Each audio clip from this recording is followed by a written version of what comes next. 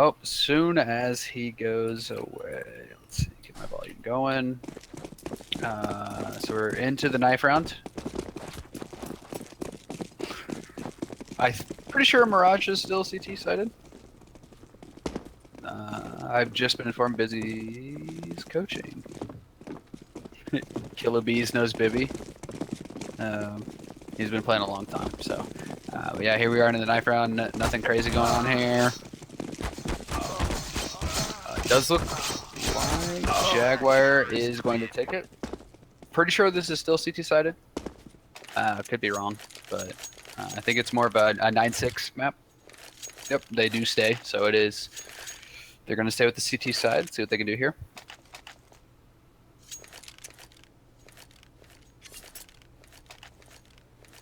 I might be more of a 10-5, but I think as a terrorist, if you get 5 rounds, you're at least feeling comfortable.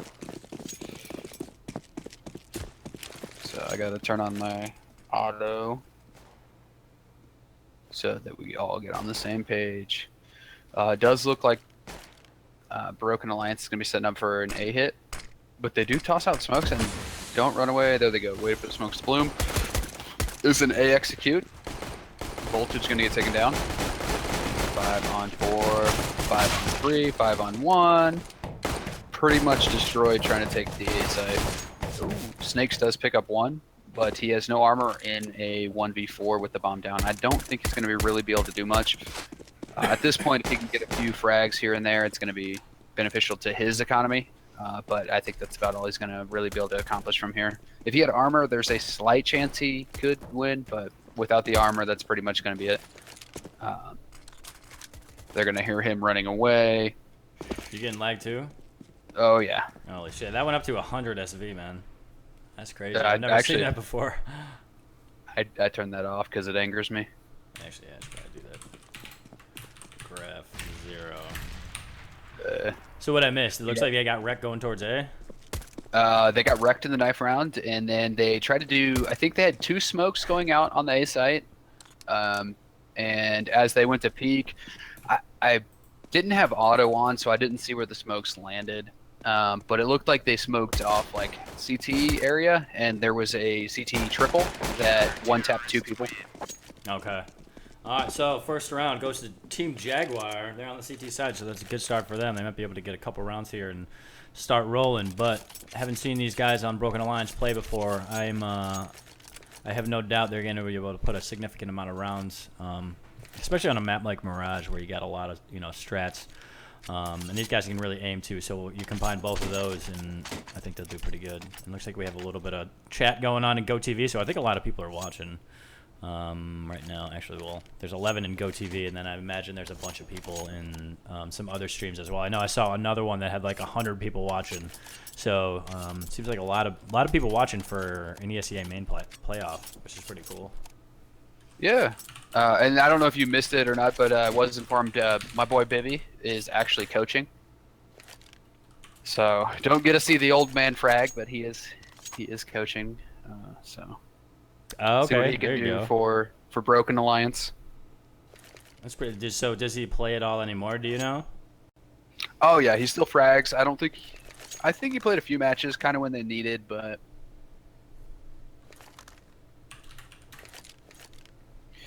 We got Biggie wanting to know if we have any odds on this, which one's the higher seeded team.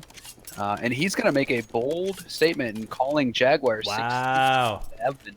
Wow. All right. So the ranks for the teams, Broken Alliance, I'm not sure what their record is. It's good, though, because they're ranked number 3, and then Team Jaguar is ranked 30th. So, I mean, based on the ranks, Broken Alliance should be winning this. But, oh, God, I think the server just went down. I think they're going to be switching to another server. We back? Nope. Oh. Thinking about it. It's contemplating, thinking face. Yeah. So to be honest, just to be straightforward, this is going to be a totally biased match just because I've shoutcasted these guys on LAN before. So I'm going for Broken Alliance. We'll see how they do, but yeah, I thought I'd get that out in front, just letting you know I'm probably going to be rooting for them. But yeah, this is lagging fucking hard. Yeah. Is this GoTV, or do we know if the server's actually lagging? This is GoTV. I imagine if it's like this, they probably wouldn't be playing. If it's that bad in game, you know. We can try our best. I've not seen a team pick up 4 FAMASas in a long time. That's a very interesting strategy.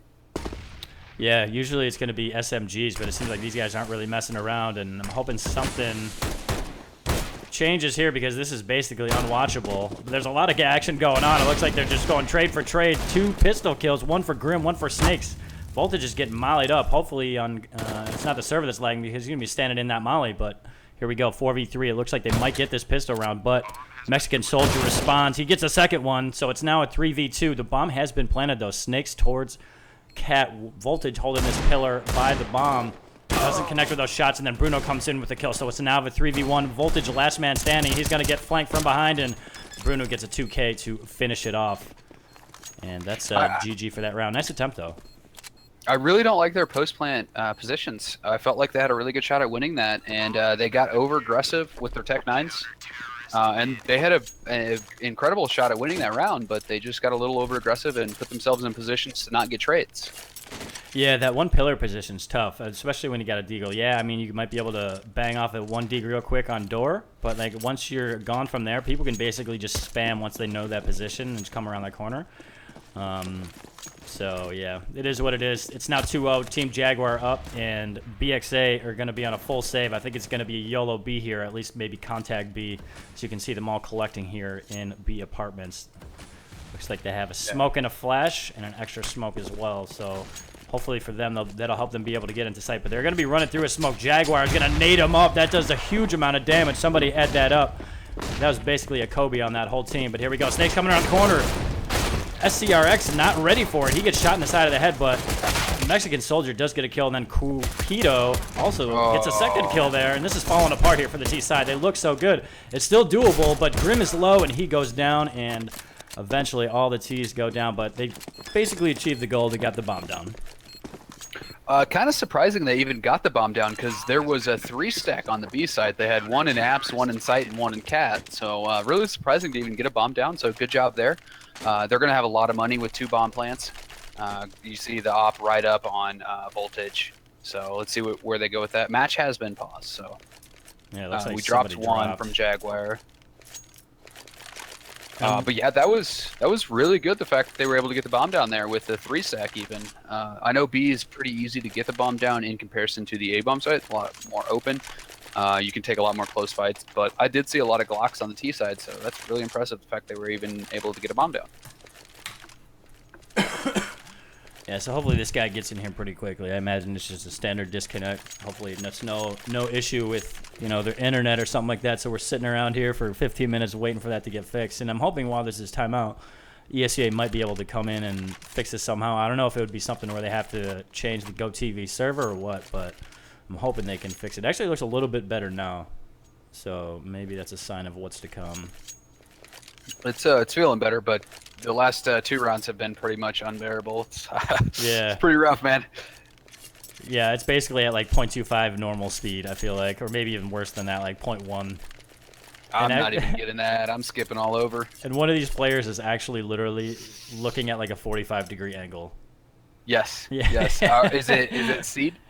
Hold on, let me check. Yeah, I think it is him.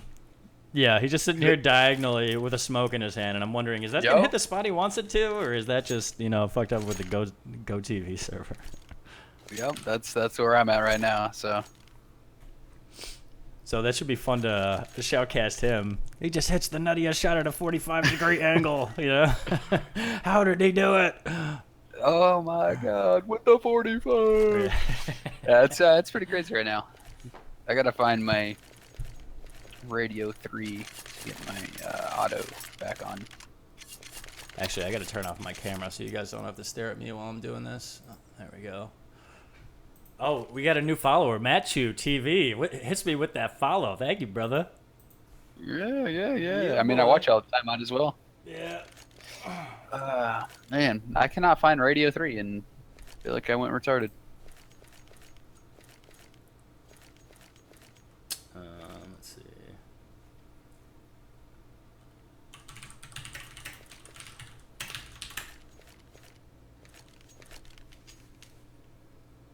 Radio 3, boys. Standard or report, would you guess?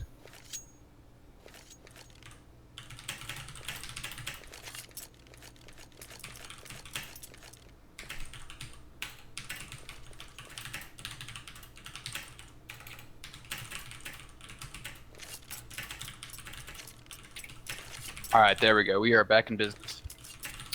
Still waiting on the 5th for Jaguar to join up, but they're off to a hot start. I thought Broken Alliance was going to get out there a little bit better. You know, obviously losing the pistol like that, you're normally going to go down 3-0.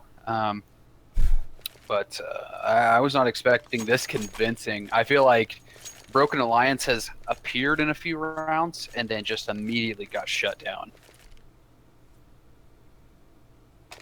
All right, yep. So, did your guy just join? Yes. Okay, yes, all right, yes. I'll make sure we're still in the same time frame in the game. Oh shit, Spencer just joined. What up, man? My little brother's in the house. What up, Spence? Never met you. You sound like a cool dude. Yeah, no doubt.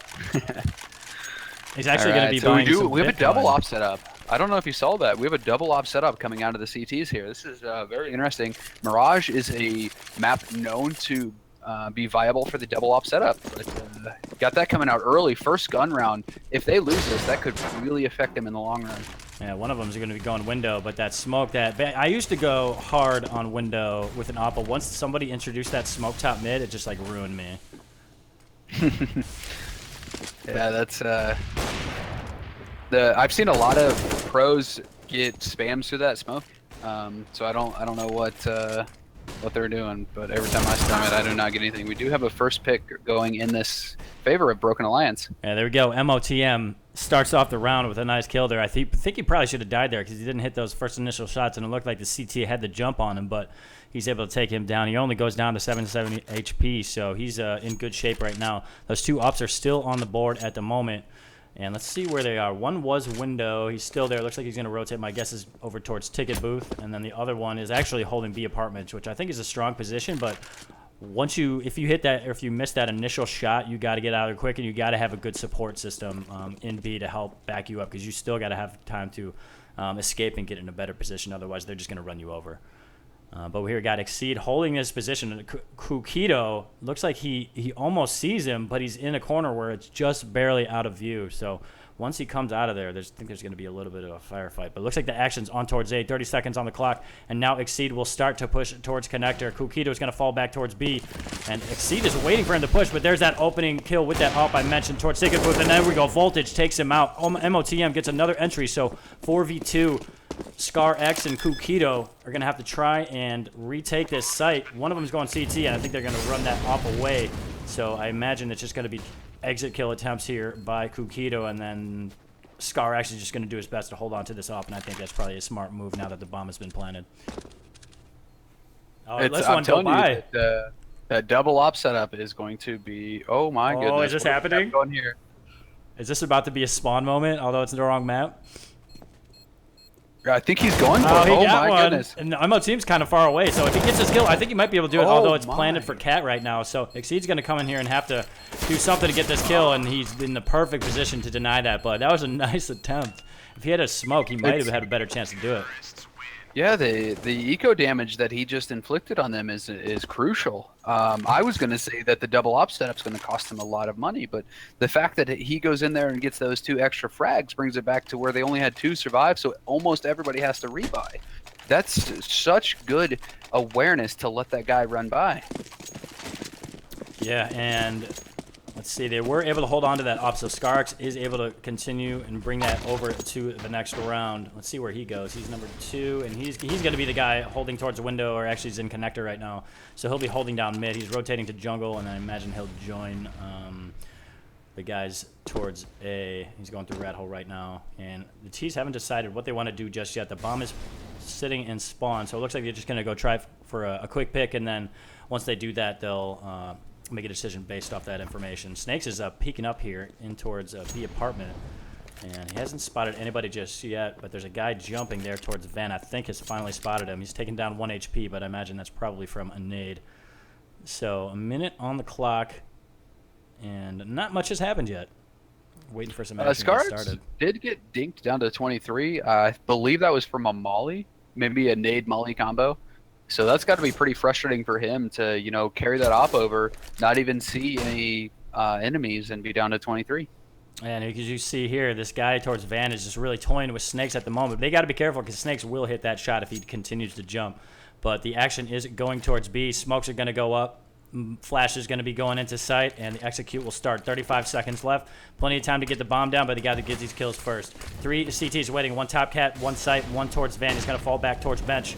And here comes Mexican Controller. He only has a 5.7, but it's certainly a viable gun. I think MOT's going to go down, and he does. And Snakes actually gets taken down by the same guy, but Grim finally puts him down. So it's a 2v2. Bomb is going to go down. Grim and Voltage left for the T side, and we got Bruno and Peruvian on the retake. 1 coming Cat, 1 coming Market Window. He legs up the guy towards Cat, and here comes the push from Bruno. And I think he might be able to catch these guys off guard. They're in interesting positions here. It looks like they're both looking towards Cat, which is a little odd. But there we go. He finally turns around. Grim gets taken down to 23 HP. The molly comes in. Will that help out? There's going to be a quick trade, and the last man is in apartments with an off. So it's going to be tough to deny this if Bruno comes around and gets this kill. And he does get the kill. He doesn't have a kit, but I think he has time for it. And I think that's going to be 4-1 Team Jaguar with an impressive retake there. I cannot believe they won that round, man. Yeah. I am just baffled. I'm not sure what just happened. That's the second time already in this early match that I've seen the terrorist with terrible post-plant positions. The only good news they got going for him is the economy of the CT side has not been established. I know it's already 4-1. It looks like the CTs are starting to build. All they really have to do is win 1 round, and they can snowball that into a tie game, essentially, because of the low economy on the CT side. And actually, you got to close one out. Yeah, absolutely. And they looked at Cat for so long. They were both peeking at the same, the same place. So I thought it was a little odd they didn't have one person at least quick peeking door from Market or something like that. But anyways, we're gonna get right back into the action. MOTM gonna be going in with this stuff. There's one guy on the other side of the smoke. I don't think they're gonna be expecting that, but no. Snakes one taps him with the Tech 9, and we have some action on towards A. There's a lot of smokes out there, and there's a second kill. Mexican Soldier is spamming through that smoke, and he's trying to deny that plant, but I think MOTM will have enough time to get it down. He does, and then there's a refrag on him as Mexican Soldier takes out MOTM, and I think this is going to have to be a save here by ScarX. He's got just regular armor and a FAMAS and 4 terrorists waiting for him to try and make some sort of push and defuse, but looks like he's actually trying to fake a jump down towards under window and then go towards jungle, but let's see if he continues this push. Looks like he's going for exit kills at this point because it's a little too late and he has no kit. So this is going to be 4-2 Broken Alliance after losing 1 round. They are actually 3 rounds to start it off. They finally have their second round on the board. The good news for them is the CTs win 1 and then immediately lose 1. It's a hard reset. Going through the economy, you're looking at the highest person at 2,600, and then everyone else is hovering around 1,700 to 1,500. So it's a hard reset. The terrifying news is that they can buy those 5.7s, which are incredibly deadly. But this is exactly what they needed. I was just talking about all they had to do is win, close out 1 round, and they're right back in it. It looks like the CTs are going to force into it. So we got a few CZs, a Deagle, and a 5.7 with the FAMAS carried over. Yeah, this is a bit of a gamble right here. I'm not opposed to it, but if they lose this round, they're going to be fully reset, no money, and they're going to at least lose 1 round, most likely. And then potentially a second one. Here goes MOTM. He just blasts Bruno's face off, peeking around that corner. Beautiful entry by him, and they're not going to get too crazy. The rest of the T players are towards B side, and MOTM is really just a distraction at this point. So actually, I'm going to go ahead and highlight him, bring him up, and Kukido is hanging around this corner. I think he's going to beat a kill to MOTM, and MOTM's just eating good right now. They're going to go ahead and rotate over towards A, and nice timing on that molly as there was a CT waiting on the stairs position. He's going to have to fall back in towards connector. So this is a free site for Broken Alliance, and I don't know what the CTs are thinking about doing right now, but what they really should do is save because they are not going to be having any money if they this. I do like the slow play from the T side. I learned a very, very long time ago that on anti-ecos, you do not have to commit. And it looks like Biggie was calling out a couple of people for having high pings, and I see Bruno and ScarX with over 100. And both at 108, actually, 3 players. Kukido is spiking as well. So I wonder if Bruno and ScarX are playing from the same house because they're both at 108. Yeah, let me see. It looks like they're from Peru. So that's going to make it difficult. I know when I play games, against people that are in like Brazil or something like that. It's so maddening that like you see them lag, but it seems as if they're not playing with lag. They can just go, peek around the corner and you're fucking dead. So I'm wondering if that's having an effect on the game right now. But I have no idea how they play with a ping like that. It blows my mind. I always have the reverse effect. If I have a over 100 ping, I can't hit anything. But when I play against somebody with 100 ping, I can't hit them. Yeah, exactly. That's the same thing here. And I don't know why it looks works like out like that. They did light buy into this, so it should be a solid 4-4. We're going to get Mexican Soldier creeping up. Ooh, a full push. This could go poorly. Ooh, for the tees. Okay. All right. Yeah, so Grim's going to get an opening kill with that Galil, and looks like they're reconsidering where they want to go. So 3 of the CTs, actually 2 of the CTs are dead. 1 is all the way down to 10 HP. So I like that he's pushing towards Palace here. So if they do end up going towards A, he will be able to kind of flank them a little bit. But it looks like Snakes is waiting on that. And the push is coming. Smoke's coming up. And here comes the CTs to try and deny this. Should be interesting what Mexican Soldier is able to do there. He's kind of baiting his team right now. And that's fine probably up to this point. There we go. ScarX opens it up. That's exactly what they need. And then Bruno gets a P250 kill on Snake. So this is looking good for the CT side, except for that one guy is stuck in a mouth. And then Exceed hitting that 45-degree angle shot. And look at these health bars. 1 on 10, 1 on 1. But there's a kill there by Mexican Soldier. I called him out, and they did not expect him to be up there. So it's now 21 HP versus 10 and 1. So they have combined HP of 32 at the moment. And 35 seconds on the clock. So they do have time, Broken Alliance, to decide where they want to go, but they got to make up their mind quick. And actually, Mexican Soldier's flanking right here. He's got to be quiet, otherwise Grim is going to realize he's there. And he might get shot in the back. No, he barely gets around the corner before the CT realizes that he's pushing up Cat. So he should be able to get a bomb plan here. Although, as you can see, Bruno is coming in through market. He's going to jump through that window. Is he going to have time to deny that plant? No, he can't, but that Cat push. Perfect timing by the CTs, both peeking at the same time. And what a round there. That was madness. That was just terrible execution. The T's walked into a stack. They knew it was a stack from the beginning. They had, 2 people push, 3 people push a ramp. You could only assume that there's also going to be 1 person in Palace. Nobody ever clears Palace out. They also lose the trade kills on the T ramp. Like, just a terrible round from the T side.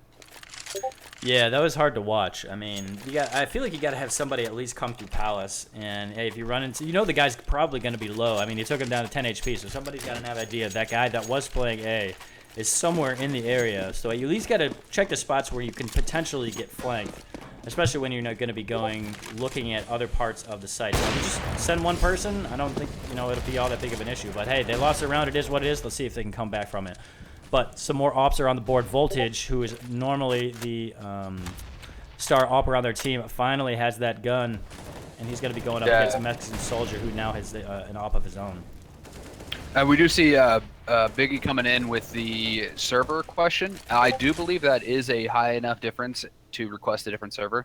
We had that happen to us this past season. So I believe at half they can go to a server of their choosing. But the ping difference, I believe, has to be like 60.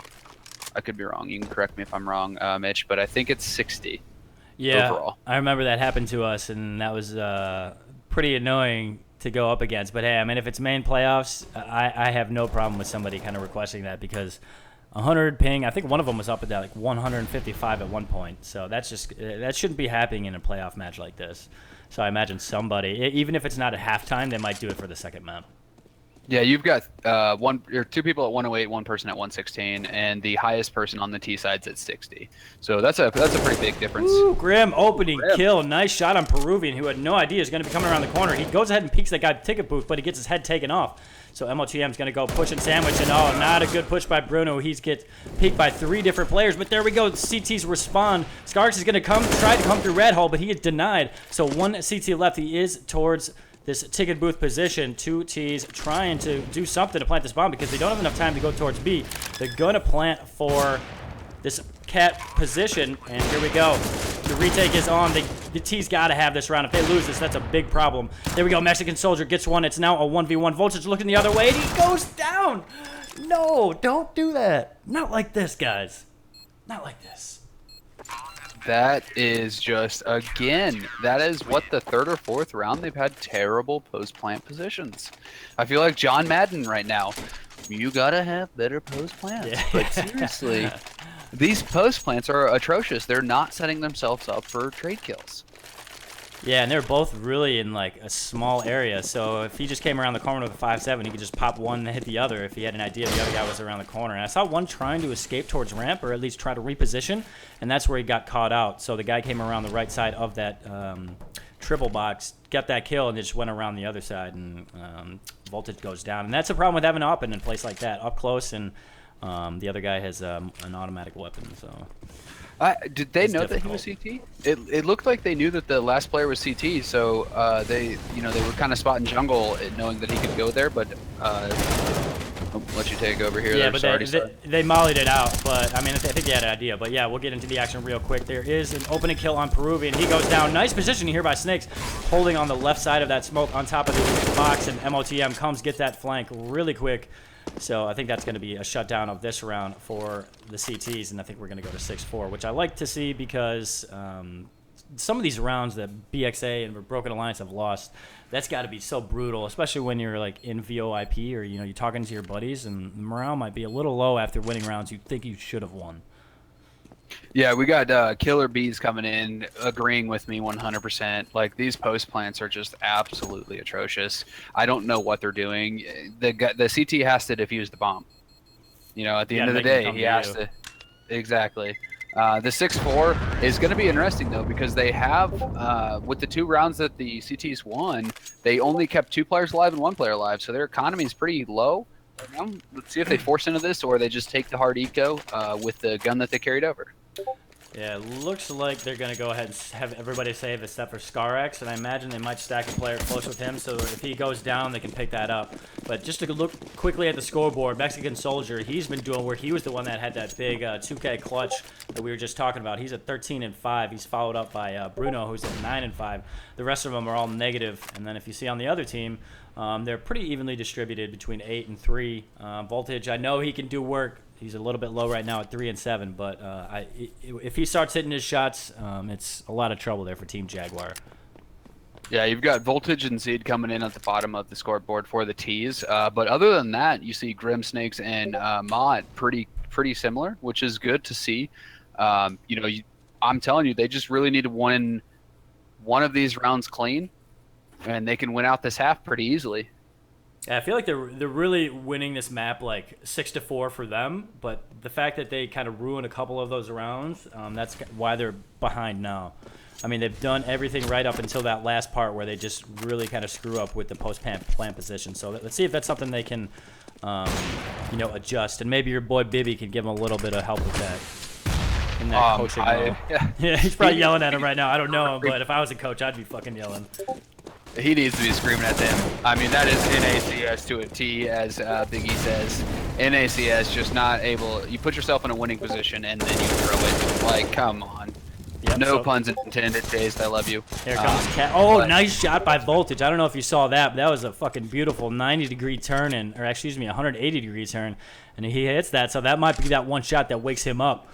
But as we were talking, there was a lot of action going on towards B. The T's have planted the bomb, and there's only one CT left. He's spotted out one towards Cat, and he's given away his position, so I have a feeling there's about to be a double team on him, maybe a gangbang, depending on how many players show up.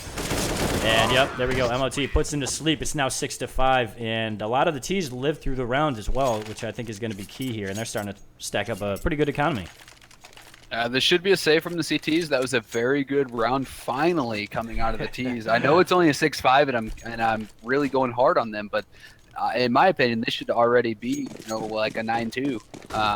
They're putting themselves in positions to win the rounds, but not, then just getting out of position, getting caught, running to a ramp with the knife out. Yeah, exactly. So this is a full eco, or looks like a deco. So this should be equaling out 6-6, and the Broken Alliance has a really good chance to win the half now. Oh, beautiful play by Snakes. He mollies out the van player who we saw jumping up, and he waited in that corner looking towards sight, and it pays off because he's rewarded with a kill. And the rest of his team are now starting to fire on cylinders, at least on this eco, as 3 of the CTs have been taken off the board. One is going to be towards Cat, so they're going to have to be cognizant of that, but the other CT is waiting towards A. It looks like he's going to start rotating in. Snakes is about to get fed right here. Ooh, I missed that one dig. The auto cam didn't get it. Make it 2. It's another. I'm going to bring him up. So the bomb does get planted, but oh, there we go. Voltage looking at where his teammates had just gotten killed and takes him out. So again, impressive round. It's scary if Voltage starts to come alive. That's going to be the key player on the CT side. If he starts feeling it, you know, he can float that op around the entire map. Mirage is a map that you can really put the op anywhere you want to. Oh shit, we got a legend in the house, Mr. E. Boyer. Shout out to my boy. Oh, boy. And Matthew is casting. Yup. Matthew in the house. Yeah, Eric, what's up, Daddy? But yeah, we're back to that 6-6 that I was telling you. The economy for the CTs, they have a decent buy. A little light on utility for majority of the players. You do have two with a good utility, but it's going to be interesting to see how this pans out. If Broken Alliance is able to win this round, I really think they win the half out 9-6. I think they closed it out. Yeah, based on their money, no doubt. I mean, if they can put take all these guns away from the CTs, it's going to be spelling trouble for Team Jaguar.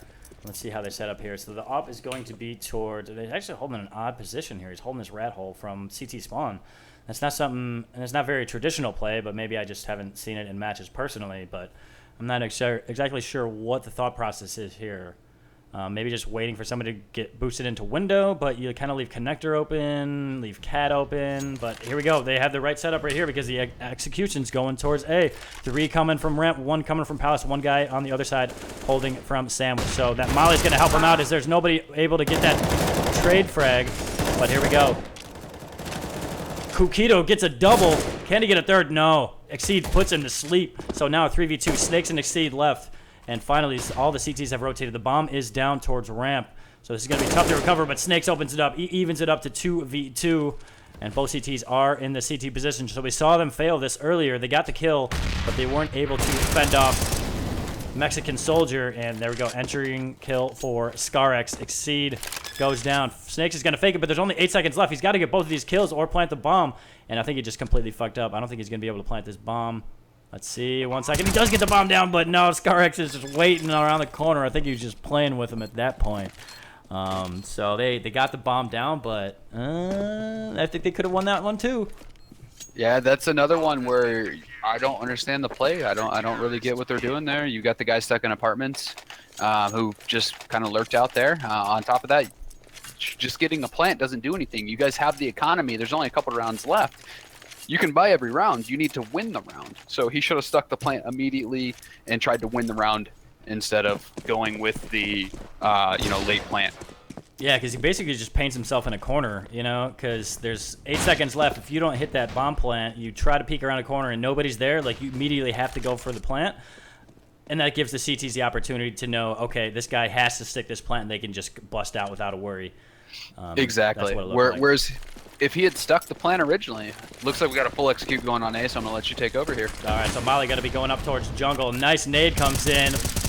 Bruno just spamming towards A ramp. He's going to be rewarded with a kill, but Exceed responds. Peruvian Soldier has been taken out.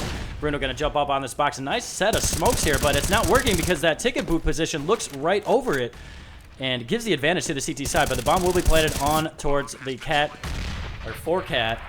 And here we go, Kukita. He knows where one of the players is. His teammate's probably going to call him out, but Grim does get a kill, eventually taking down Exceed. There he goes. He gets a 2K, and Kukita, last man standing. Voltage comes around with that quick scope. They even it up. It's 7-7, and much better, guys. Much better. This is going to be a terrible buy. This is going to be a terrible buy for the CTs. So, effectively, Broken Alliance should really win this half out 8-7. The CTs are going to be on pistols. That's it. We got one FAMAS. And no utility. So this should be an easy round as long as they don't do what they've been doing and close it out. Now let's see what kind of setup the CTs have. They got 3 towards B, 1 in connector, 1 towards ramp, and they do get a kill, but not the one I was actually looking at. MOTM does get a kill on Bruno in a ramp. Peruvian Soldier's trying to get aggressive here. He's got a teammate from Cat to help him out. He does get the kill. Voltage responds with an off shot, but misses the next one. He's got to get this kill, and there we go. All right, he's got a 2K. So a 3v2. Mexican Soldier is trained on his position, and he hits that jump shot. His HP was low already, but there we go. Exceed does respond, and Kukito, last man standing. It's a 2v1. Plenty of time on the clock, and they're all in the same area, but he was flanking him. Please get the kill. All right, thank God he fucking got that kill. Because if I was his teammate, I would be losing my fucking mind. The fact that it even came down to a 2v1 and almost a full save, like that was a very, very hard eco for Team Jaguar, and somehow they brought it down to a 2v1. Like the awareness level of Broken Alliance right now is some of the silvers. Like I would actually prefer a silver on my team. It might have better awareness. Yeah, that was a crazy round. I don't even know what to say about the way they've been playing. I feel like their aim is the only thing that's saving them at this point. I mean, they do have some good executes, but it's really the final execution after planting the bomb that is really failing them. But hey, they're going to be going over towards the CT side, so maybe we'll see a little bit of a change from that, because they're not going to have to do the same thing. Yeah, maybe they're a CT-sided team and they got 8 rounds and they're ecstatic about it. You know, maybe they really planned for 5 and they ended up with 8. But this is a 3 seed versus a 30 seed, so I would really hope for them to have had a lot bigger lead. But going in the first, it looks like Jaguar is going to do the same thing that Broken Alliance did. Yeah, so it looks like it's going to be an A play. Smoke's going to be going up, so no armor on 2 of the players on the C side. And here comes the entrance into sight. One's going to jump over towards stairs. They're actually just going to completely run through, and there's no CTs here to fend this off. So it's going to be a full retake on A. Looks like I think that was the original plan by the CTs. So they're going to wait for their teammates to come join them, and it will be on. Let's see what happens here. 2, 3 coming from ticket booth area. 1 checking this mid position. Good job that he did. He's got to get this kill, and great job by Snakes getting that initial kill, who would have been a flank.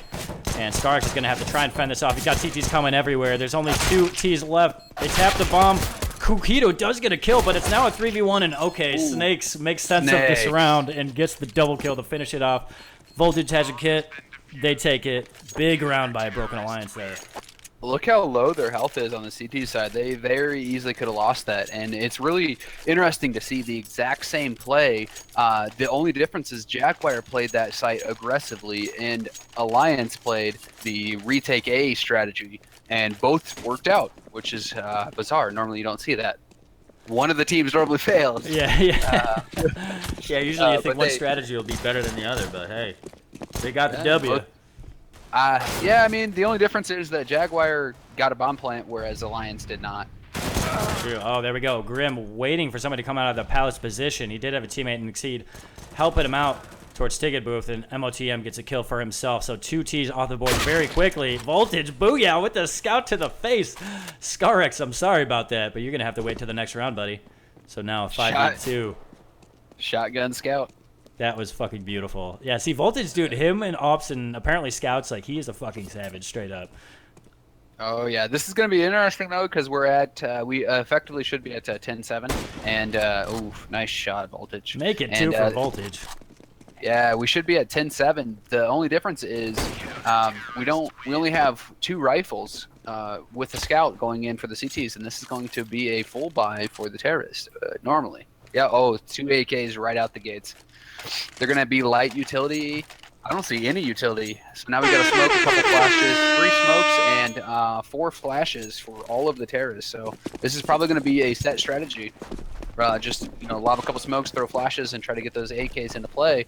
And the CT still have 2 SMGs. I gotta be honest, I fucking hate this. I understand the idea that you want to hold on to these guns, but you gotta rifle up, especially in a match like this. You gotta have the best utility guns and armor that you can going up against a team you know is going to be buying. I mean, there is 1 on a Galil, but I'm really not a big fan of holding on those SMGs. But that's just personal opinion.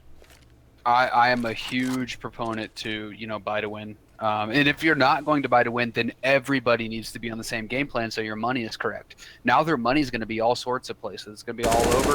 Oh, what a dirty peek. Yeah, Voltage wasn't expecting it at all. He might have thought there was a teammate there holding that palace position, but it didn't look like he was trained on the right one, or that spot at the time. So one of them goes down. Bruno trying to get a 2K here. And he's not going to get it just yet. There is a guy stairs. There he goes. He finally does get it. Grim goes down. MOTM and Snakes do respond, though, so it's now a 2v2. And these Ts do want to get the bomb down. They don't have control of it at this point, and the CTs are lurking in the area. And the water is bloody. They are going to wait for them to push into sight. Nice opening by Kukito as that flash pops right as he peeks around the corner. So perfect timing. And one CT left. MOTM, I believe in you, brother. You got an ump, but I think you can make it work. But no, Mexican Soldier hits him through the stairs. And big round by Jaguar when they finally do have rifles on the T side.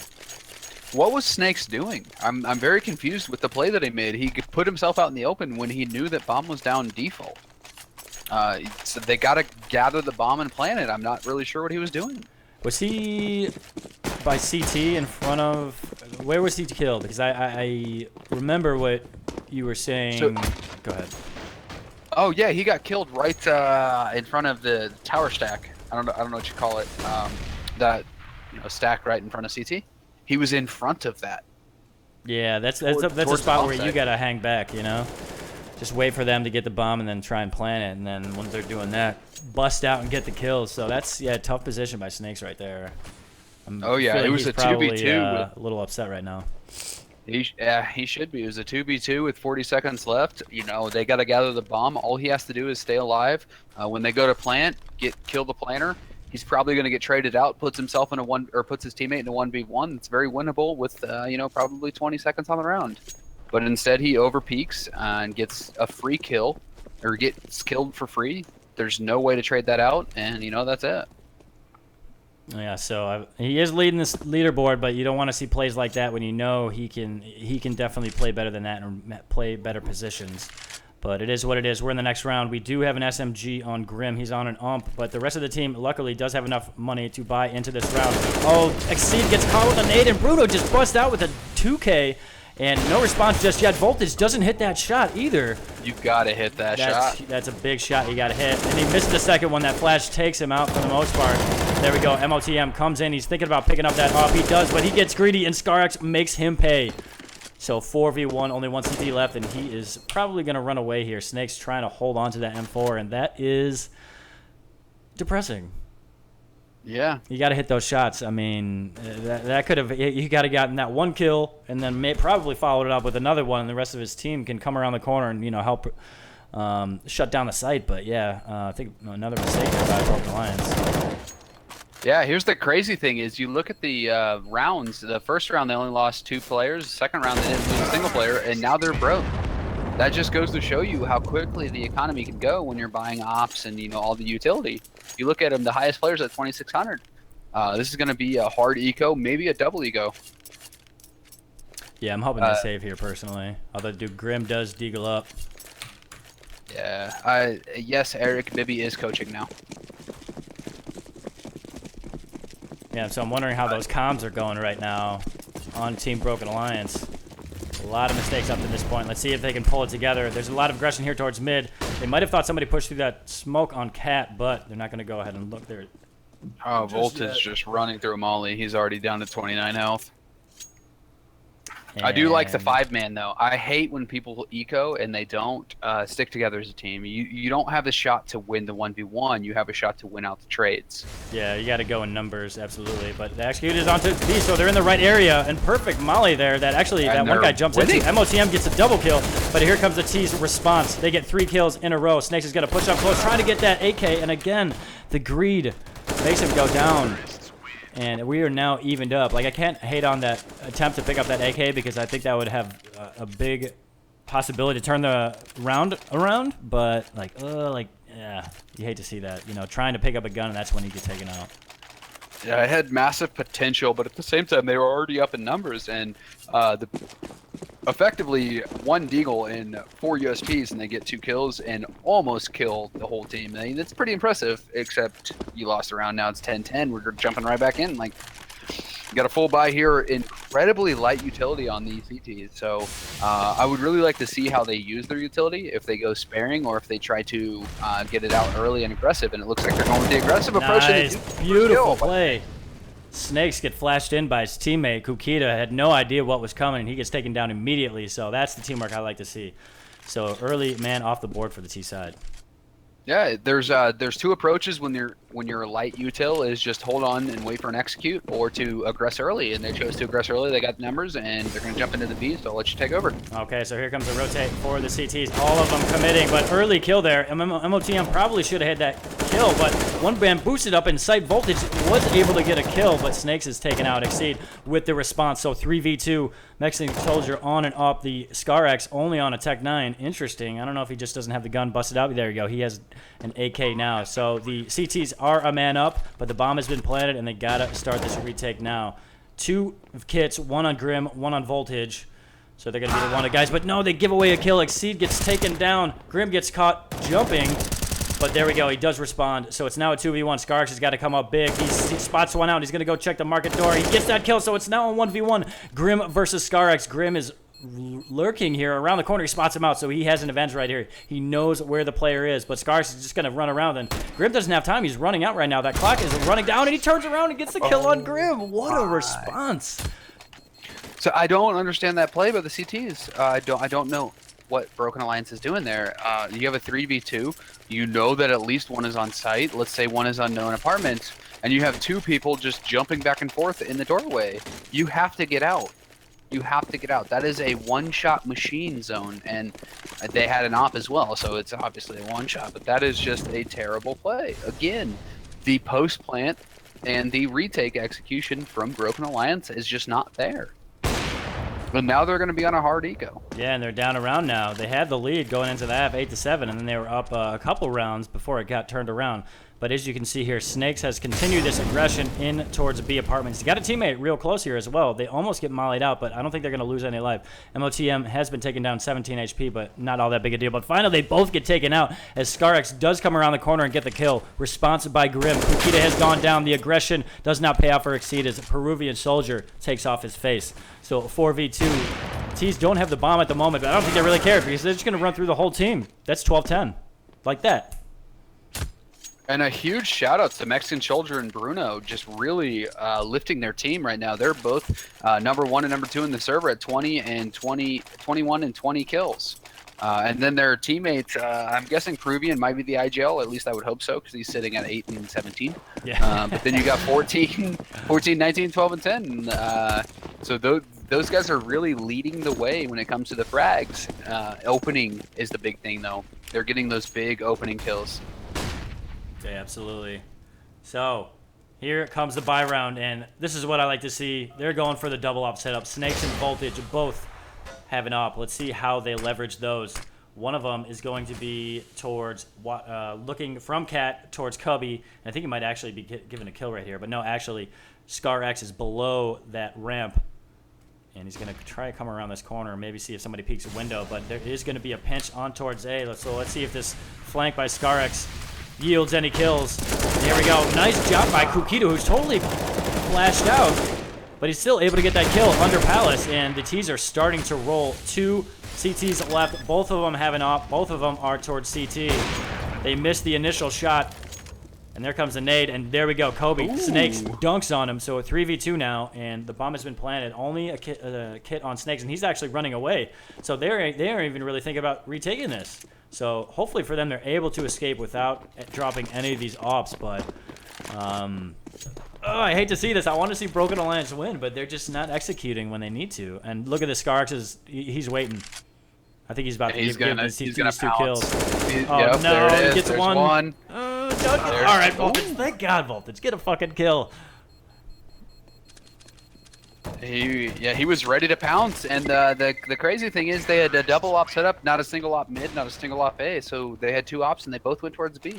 I strongly disagree with that. I hate everything about it, actually. Yeah, that's tough. We gotta have our boy Bibby, or your boy Bibby, have some sort of like motivational speech, because they're down 13-10 right now, and their economy not looking good, so it might be 14-10 right here. Yeah, Bibby needs to do something, needs to step in. I firmly believe they have the aim to do it. They're just not putting themselves in positions to win. I do like the aggression from Bolt, but he immediately runs back after missing. They're not hitting their shots, and they're playing kind of stupid. Yeah, and this is an interesting decision here by the T side. If you look at it, they know the ops towards A because they saw that aggression towards A ramp, and maybe they just don't know what the economy is like for the CT side, but they're actually setting up to go towards A, unless this is a complete fake, but I imagine it's not. So Grim holding this close position under Palace with a deagle, so this is a good spot to hold it. But when he was under there last time, he did get taken out while one of the players was completely flashed. Let's see if it turns around. This time, he is going to get mollied out. And again, he does get taken out by Bruno as he jumps down from the balcony. So one of the T's already gone. And I think they're going to be an easy bomb plan here. But there are two CTs waiting in spawn. One holding stairs. Kukito gets a kill. There we go. MOT response. So does Voltage. He gets that op kill. So we're now evened up. The bomb has not been planted yet. And it slows down a little bit here. Tears are probably a little worried about where all these players are. They do have the superior rifles, but time is starting to tick down. They got to come up with a pick here. Snakes get taken down a little bit, so they know where at least one of these players is. And Bruno, nice job by slow peeking that corner. And MOTM goes down. So now advantage for the T side. The bomb being planted, almost denied, but no, Bruno gets another kill. He's on a 3K right now. And the only man left to try and recover this round is Voltage. And he's going to try and run away from here, but he's going to have his knife out when he gets shot in the face. Yep. That was a very good attempt. I'm really tired of seeing somebody play underneath Palace. Pretty much any level above open, people are going to molly you out. They're going to nade you out. They're going to flash you out. That spot has been overplayed. You're not going to get anything accomplished. And that's like the third round that he could have been effective and essentially just pissed away a bunch of money. So didn't even get a chance to fire a gun. Yeah, and especially when you're up on that little box that's under Palace too, you only have so much room to move, so you kind of get stuck there. So if you don't hit your shots right away, like you're dead meat basically. They can just go ahead and spray, especially if you have a pistol. You know, you can't really do much there. Yeah, he had a 5.7, so even if he shoots him in the head when they're jumping up onto Tetris, that's only 90 to 97. You don't get the kill. That's not a one-shot spot. So even if he does land his shots, you're only getting 90 to 97. You're not even getting a kill, and then they're immediately going to know where you're at. They're going to flush you out. I really would have liked to see him play reverse fire or firebox. I think either of those would have been a much better position, and just sat there and waited and baited his team and let them get on site and try to make a hero play. You know, he had the op supporting MCT, and then, you know, try to make that hero play. Yeah, and it seems like at this point it might be predictable that he's going to be playing under there because as you've seen the last 2 or 3 rounds, he's gotten caught out. They look immediately to that same spot, and the T's are rewarded with that kill. And then, you know, there's only one CT at site that's holding in spawn, maybe a second guy holding towards stairs, but then it's, what, 5v2 until the rest of the team comes and helps out. So it's basically immediate advantage for the T side as they enter into site once they get that initial kill. So I think they really got to switch it up. And we do have a pause right now, which is probably Bibby having a little talk with them, trying to make some sort of adjustments. They still have the opportunity to win this. They're only down 4 rounds. They have a full buy here. So I still believe I want to see my boys win, but it's a tough road ahead at this moment. Is it too little too late? I feel like these guys can go off. I feel like they can, but let me see. I mean, if they lose this, they're fucked, basically. This is the round. They have to have this round. Yeah, Voltage brought himself back to 15-15, so at least he's shown up a little bit, but I haven't seen him go off like expected. And Grim, in my opinion, is supposed to be a great clutch person. He's sitting at 14-17. You got Seed, who's supposed to be a great entry player, sitting at 14-18.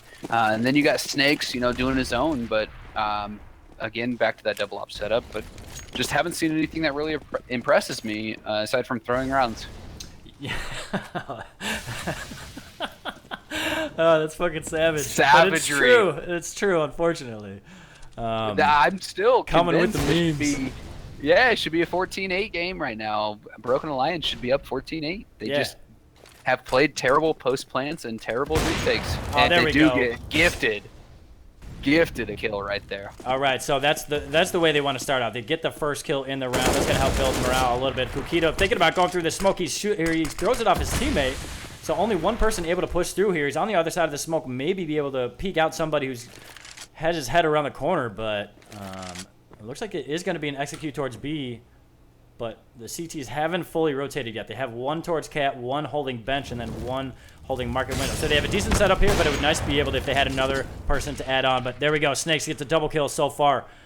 And there's 3 T's left, 50 seconds left on the clock. They probably have a good idea of where these players are, but look at Skarks. He's pushed up all the way. Cat, do the CTs know this?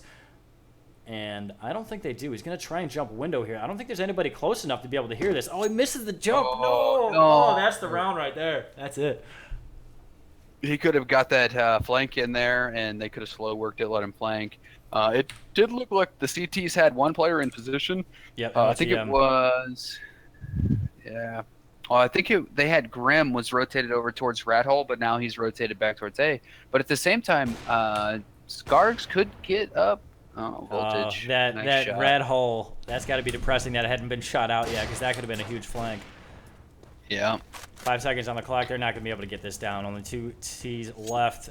Team Jaguar can't put it together as Snakes comes up with an impressive round, gets that initial pick, and then that second guy trying to push into sight, and that's exactly what they needed. We're at 14-11. We got a match on our head, boys and girls.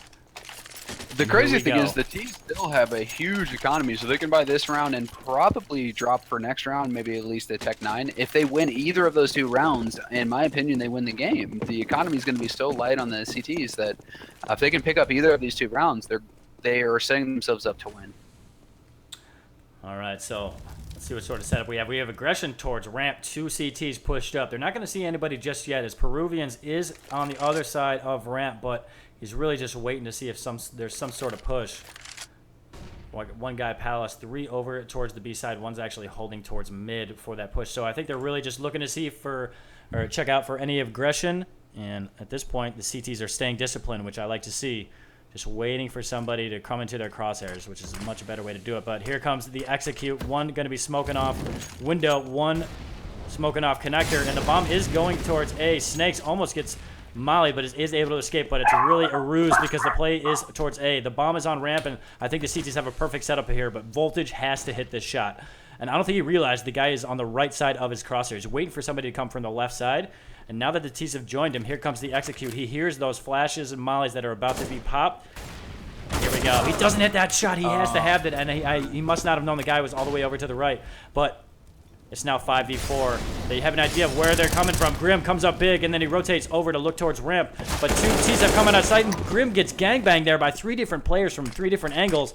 But Exceed comes back. 30 seconds on the clock. Molly up towards jungle. And Snakes, he kind of big before. Let's see if he can do it again. He knows where at least one of these players is. And he doesn't hit the shot. They got to hit those.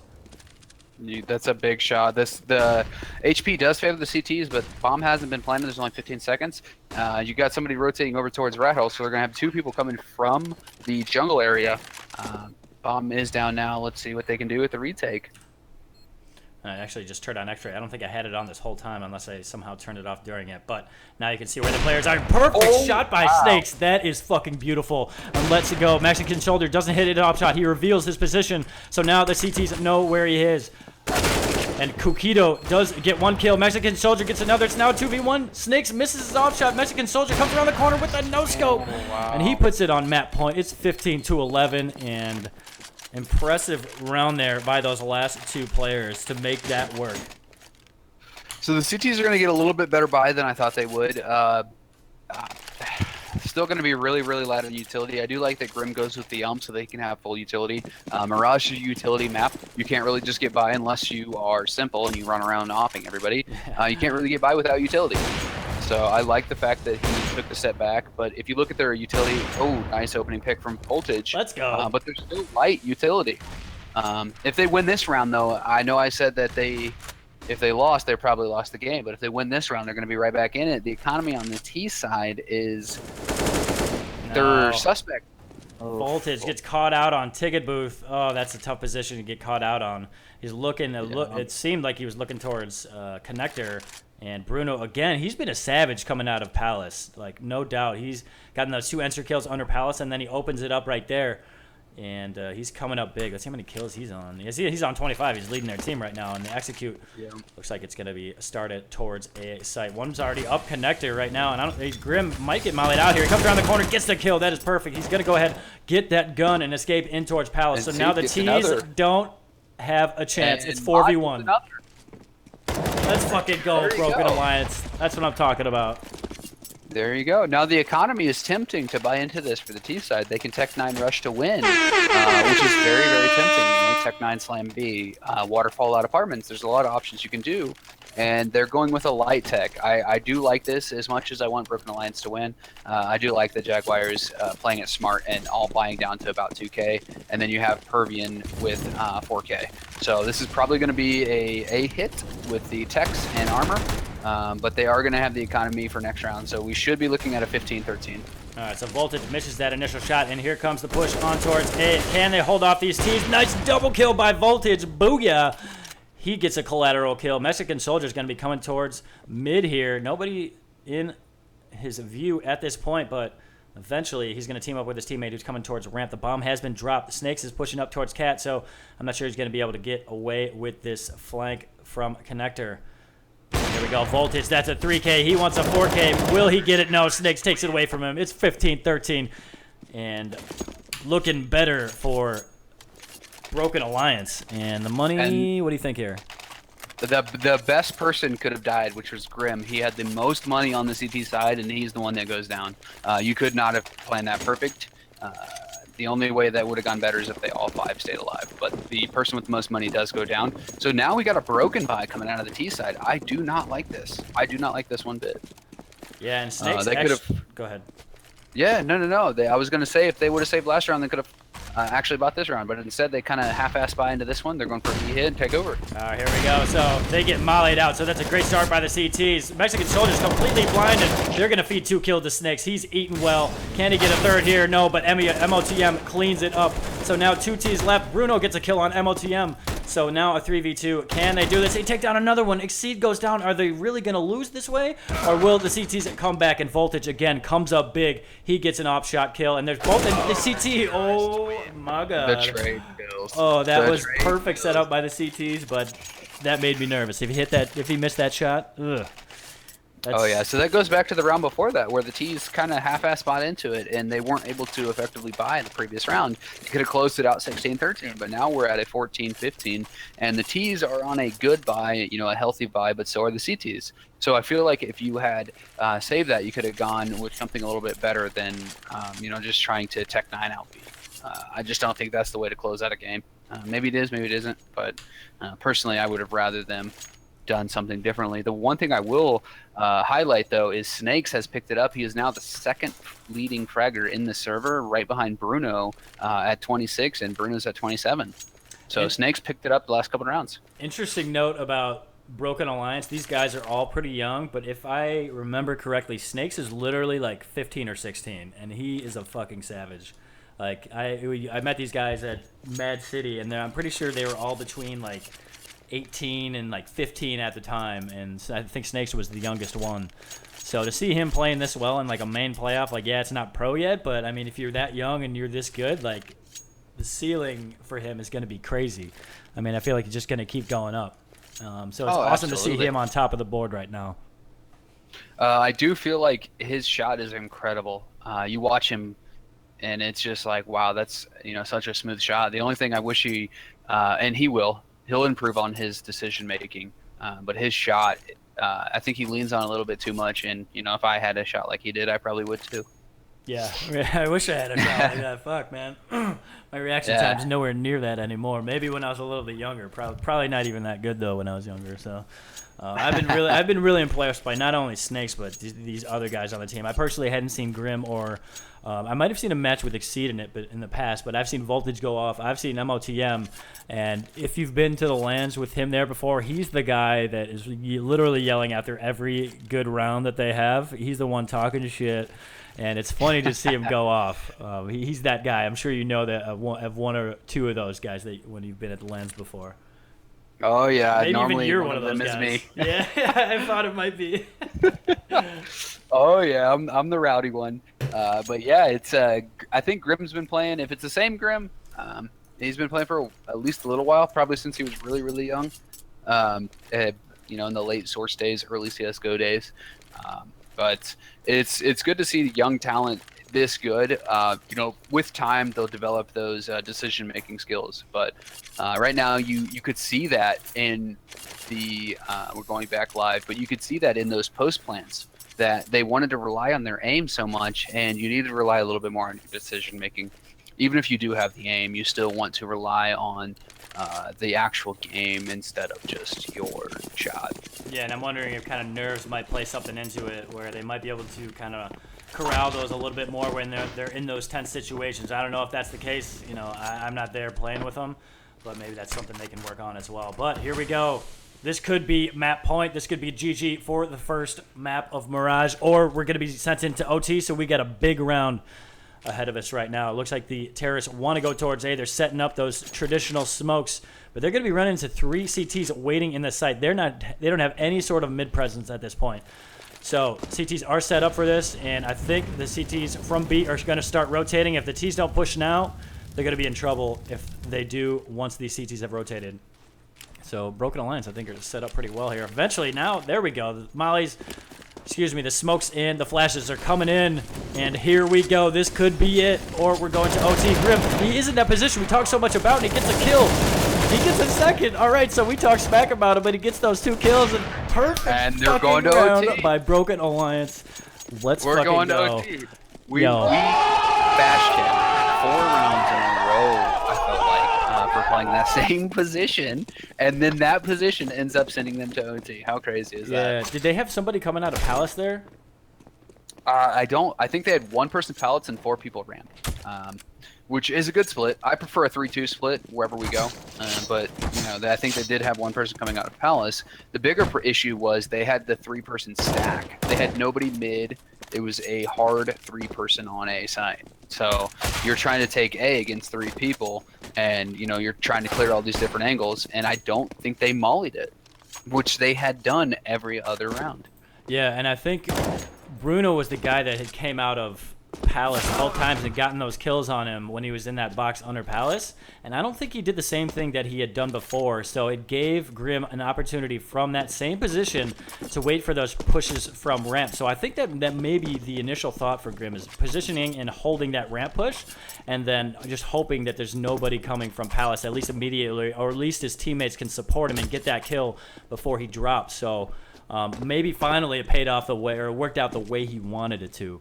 But we are in OT. Let's fucking go, Broken Alliance. Let's get this dub. I think we're going to have to wait here a minute before they ready up. But I'm actually going to go turn on my air conditioning. Otherwise, my computer might explode. So I'll be back in a minute, guys. Hopefully they don't start. Sounds good. Sounds good. I'm going to hit the head and grab a drink real quick.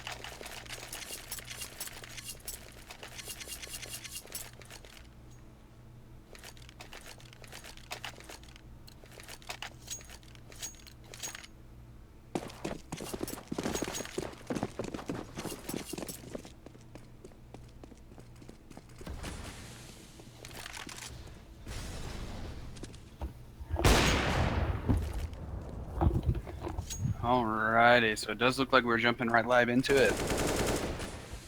I think Magic is gone right now, so ooh, Voltage gets taken down. He was pushed up Cat.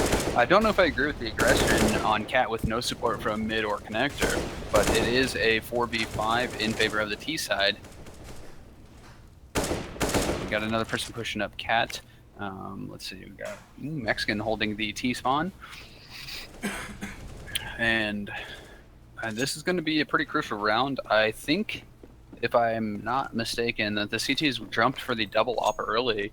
And this is probably, if I had to guess, I didn't see the money because I was AFK, but I would be willing to bet that this is a 3-round. Oh my god, the lineup for Mott. Beautiful. Gets the double kill, but eventually he is traded out. And it's now 2 CTs left. Bomb goes down. One of these Ts is low, though, 11 HP. And he's going to reposition himself. He's actually in that same position we talked about earlier, but he's going to go ahead and go towards bench.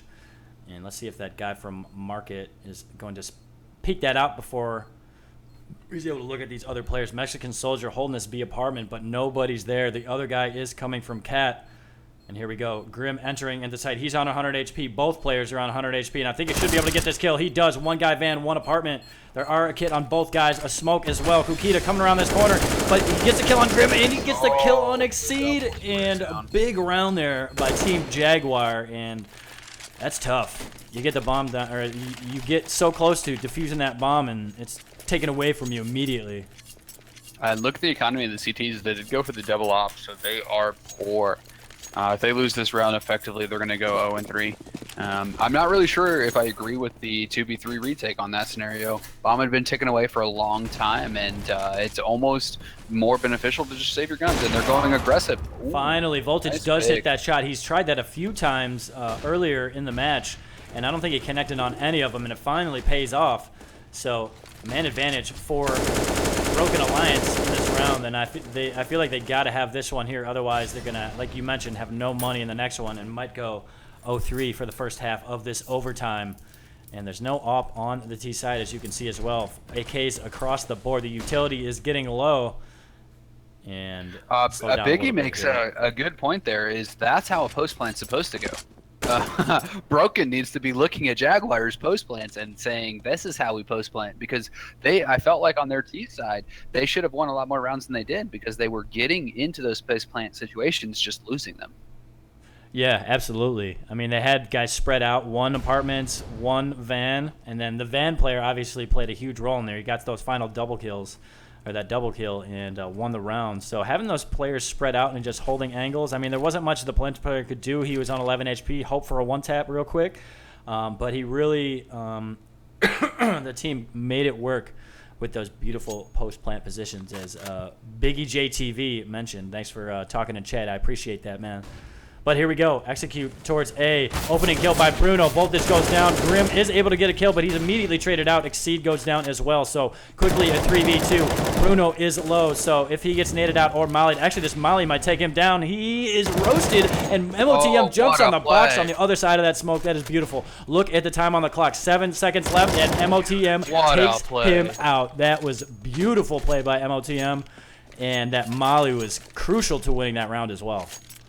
I love that he didn't deep molly Firebox. He mollied it just so that the molly's going to spread to Firebox, and the terrorist realized the second the molly hit was, I am screwed, this molly's going to eventually spread to me, but it wasn't immediate, and so he didn't have time to get out of it.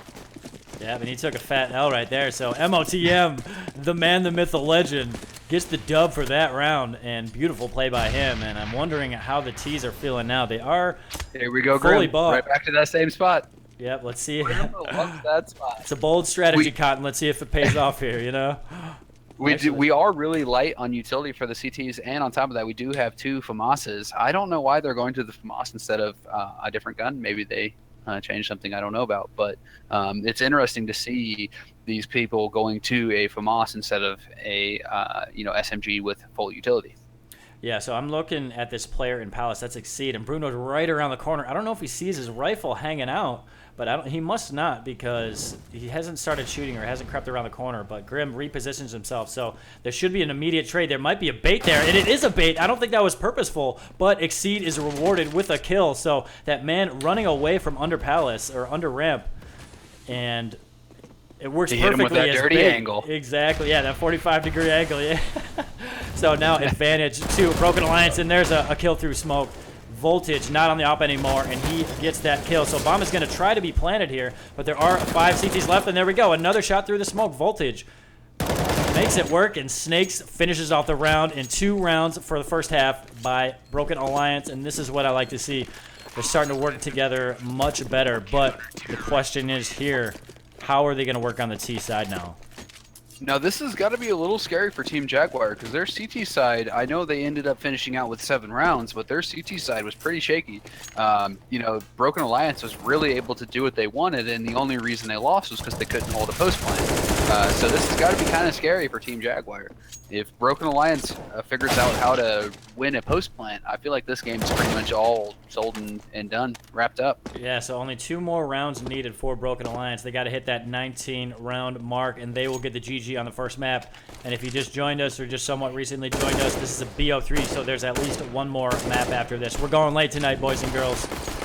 I'm pretty pumped about this. And the next map, what was it? Inferno Cobble is the next 2, if we go 3? Yep, Inferno first, and then Cobble will be the deciding game, or deciding map. So I like that Inferno comes first, and then Cobble is just kind of the Wild West of a map. Chaos, you know, you coming down drop, that kind of stuff. And I mean, it would make for an exciting last map if we get to that point. Inferno is such a strategic map. It's one of my favorites. I've loved that map since I started playing it. That and the original nuke. I don't like the new nuke. I think it's good for the game, but I'm a little biased. I loved having those 14-1 halves on single-sided nuke. Yeah. Talk about a knife round being important, you know? Oh, yeah. It's going to be interesting. I really think that if Broken Alliance can win this first round, they can close it out.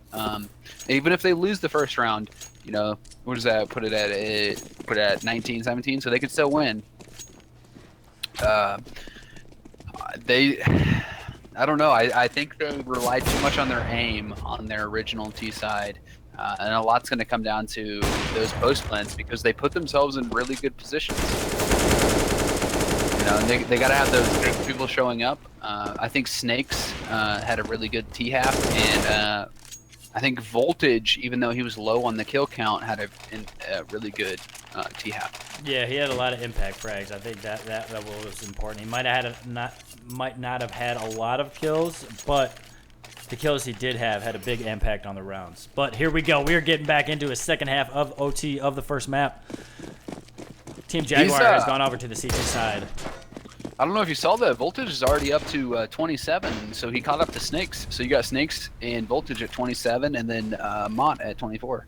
Beautiful, and then this is exactly what spells a good team, is when you see how close these frags are. Voltage, 27, Bottoms, 20, and I think that, Scar X is actually getting stuck in that position towards site, and he's trying to escape. But here comes the action towards B. Bottom just completely jumping out. There's some quick trades there. Mexican Soldier comes up with a big off shot. Bottom fights it off, and he was actually in that molly for a second, and here comes the dunk. Booyah. MOTM gets dunked on by Mexican Soldier, but the round slows down just a bit, and now the T's are surrounded. 1 coming from Cat, 2 coming from the marked position, but Team Jaguar is really rethinking where these T's might be. It looks like they don't think there's anybody in sight, which is really odd. Maybe they just hadn't spotted any of these players as they entered into sight, but both of them are there. But I think Grim just gave it away that this is where the players are. So bomb goes down. The retake is on.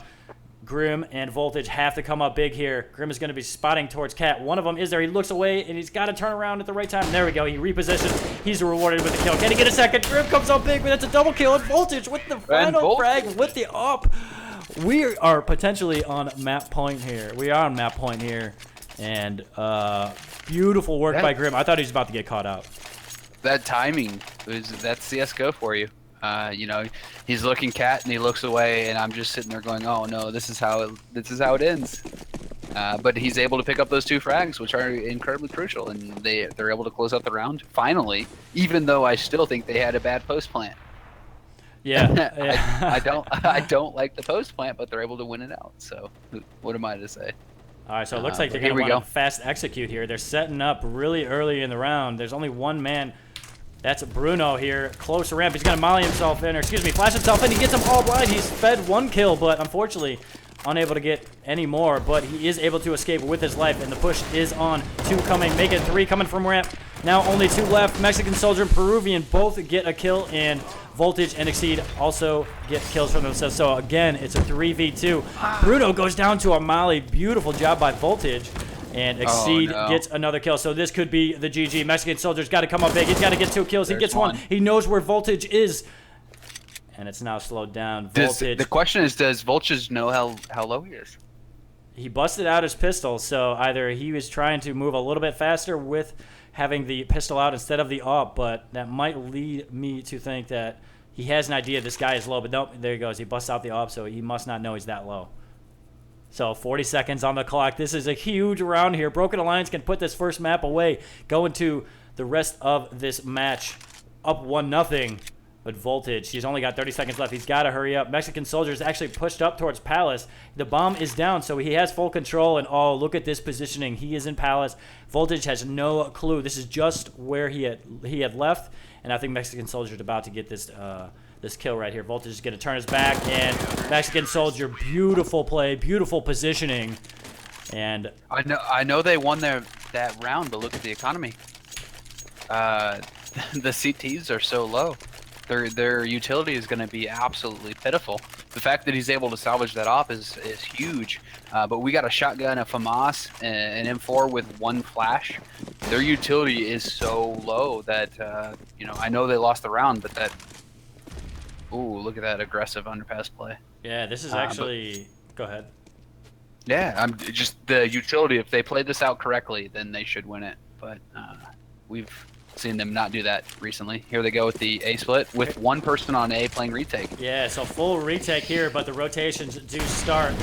Mexican Soldier coming to help out his team, his teammate Peruvian, and the T's have entered into sight. Beautiful set of smokes there to create a line, but Snakes feeds a kill over the top of that smoke, unfortunately, but the bomb is planted. Voltage is going to stay Palace. 1 guy going ramp, so these post-plant positions are a little bit better, and if Mexican Soldier doesn't get this kill to the guy to the left, that spells trouble. He's not even going to look at it. Exceed gets that kill, so it's now a 4v4. They're evened up. The bomb has been planted for a significant amount of time now. There's only a kill on Peruvian, and Bruno does get a kill. MLTM responds. ScarX gets 1. They take down Exceed, and the only man left is Voltage in Palace. He fends off 1. Can he fend off another? But no, that jumping mag 7 makes it work. We're going to double OT. We're going to double OT, boys and girls. This is crazy. And I like the execute, but I'm not a big fan of Snakes jumping on that smoke. Maybe it was just a good play by the CT there that he spotted him out on top of that box, but I don't think that was kind of unnecessary, to be honest. I agree with that. And then again, you also have nobody watching the flank. I just feel like these post plants are killing them. This game should have been over a long time ago. They just can't figure out the post plants. Yeah, it seemed like they were in better positions, though. You know, they spread out, but the fact that nobody was watching ramp, and then Snakes kind of just gives away his life right there. Like, I mean, he could have made a hero play right there, got on top of that box, blasted 2 people away, but that's not how it worked out, unfortunately. So we are in double OT, and we're going to be going all night, and I'm not sure I'm ready for a 3rd map, but we might be going till like 1 in the morning here. I know, right? It's really frustrating because, like Biggie said, they finally put themselves in a good post-plant position, except nobody watched the flank. Like that, the 1 kill going down is okay. That's fine. You get aggressive. You're trying to make a play, but the fact that you put yourself in such a good post-plant position and then nobody watches your booty cheeks. Yeah, and that's got to be so like depressing that you got the bomb down, you get your post plant positions, and then the thing that fucks you is a rotation to ramp behind you, and you can't get that kill. You know. And I think they were up 4-3 at that point, or 3-3, one or the other. It was in favor of them, and they get shot in the ass, and that's it. Now we're going to a second overtime. Yeah, so I mean, we got to show Team Jaguar a little bit of love. I know I'm a little bit biased towards Broken Alliance just because I have shoutcasted these guys before, but hey, let's go ahead and check the scoreboard. Or no, fuck, ESEA changed the scoreboard, so I can't see how many kills at this point. But I know Mexican Soldier's been doing work, Bruno's been doing work, and I think they're working pretty well together. Yeah, Bruno was up over 30, and I don't know much about Jaguar. The only reason I know Alliance is because I've played them at Midwest LAN, so I am a little biased towards them. But Jaguar, you know, these guys are coming in hot. They're a 30 seed, so they're not expected to win this, and they're coming out swinging. I see Bruno with 32 and Mexican with 28, and then the rest of the team kind of falls off. So it's impressive what those two are able to do, and they're firing hot with the double off setup. Let's see. I know it hurt Broken Alliance. Let's see if it hurts them. Yeah, so let's see how Broken Alliance set this up. I think they're going to be slowing it down because those last 2 rounds they seem to have executed pretty early, and they're going to change it up. But as I have that map up, Kukito gets a double kill. Grim and Snakes both go down, so not a good start for Broken Alliance. And they're going to have to get a little bit desperate here. They're going to have to try and make some quick play here to make this work, but let's see if they can make it happen. All coming towards A. Peruvian Soldier in this, what should be known as the Grim position, is waiting for this player to come around from a ramp, and he does. And MOTM has his back turned when he gets shot, so he goes down. Kukito gets another kill as well. Peruvian gets him mollied out. He's going to push up. Voltage gets a double kill. There we go. But unfortunately, Mexican Soldier does finish him off. So there's a little bit of hope for literally 1 second, but then it's immediately snuffed out by Mexican Soldier. And the biggest thing about that round that most people don't realize is they were able to keep the 2 ops alive. That's going to look at their economy compared to what Broken Alliance had. You know, able to keep those 2 ops alive is massive for your economy. And, you know, OT is a huge economy game. You see the Ts go straight to a 5 AK instead of the 4 AK 1 op. I'm kind of shocked they're not doing something a little faster. They did get top mid control pretty quick, but past that, I was expecting something a little faster with the 5 AKs. So MOTM is going to be holding his position towards ramp, and he's actually getting mollied out. He goes down to 38 HP before he can jump onto that pot and get away from that molly. So Mexican Soldier, I'm not a big fan of this. He's just spamming through this window spot. He might just be baiting for this guy that's underpass right now, trying to divert the attention of Broken Alliance to him, and then have Kukito come out real quick. But there he goes. Kukita does pop out. He doesn't take down Voltage, so that position has been given away, and Snakes is up in B Apartments, so they do have him surrounded, but they're actually going to reconsider their position and go towards B Apartments. And I feel like they have to go check that underpass position before they make any sort of entry onto site, or they have to have a flank waiting for, or they have to have somebody waiting for that flank as they enter into site. So I don't like that play. I don't like that play by Kukito. They did not know he was down there. He had a really good spot. Had they done this execute, he could have been able to quick backstep. Here we go. Entrance on the side. Can he get that opening kill? And he does. A nice entry by him. And there's another man inside trying to push these Ts from getting into the site and planting. There we go. Exceed gets a double kill. Grim gets one. So it's now a 3v2 advantage Broken Alliance. They only have 20 seconds to plant the bomb, though. So if one of these CTs can make a quick play like that, Mexican Soldier, they might be able to win this round. So now a 2v2, only 15 seconds on the clock. They don't expect Bruno from Cat, so last man standing is Snakes, and he knows where at least one of these players is. He doesn't get the kill, though, and first 2 rounds of this second overtime going towards Team Jaguar in a round I think Broken Alliance should have won. Yeah, it goes back to Bruno and Mexican Soldier. The number 1 and 2 punch for that Team Jaguar going at it. I'm not really sure why you plan out in the open. He could have been shot by window. He could have been shot by door, and he did. And you know, 3v2, bomb gets dropped with 15 seconds left, and they lose the round.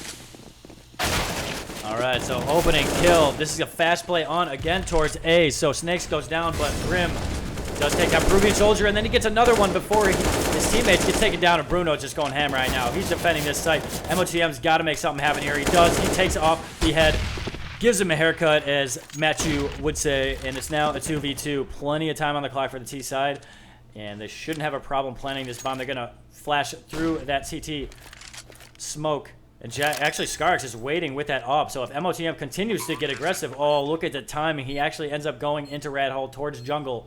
But Voltage has got to be careful. You can see your head on top of that box. So what do you think of these positions right now? I don't like them. I'm going to be honest. Boom. Yep, see, there we go. You can see over that box. Smoke. So MOTM's got to come up big. Otherwise, it's going to be a 3-0. And he gives away his position. He gives away his position. And here comes the molly. That should last. He's actually spamming a good spot, but it's not taking him out just yet, and he's cuts off reloading. MOTM gets a kill on Skarx. Kukita isn't on the bomb, but now he is. So MOTM, push through the smoke, please.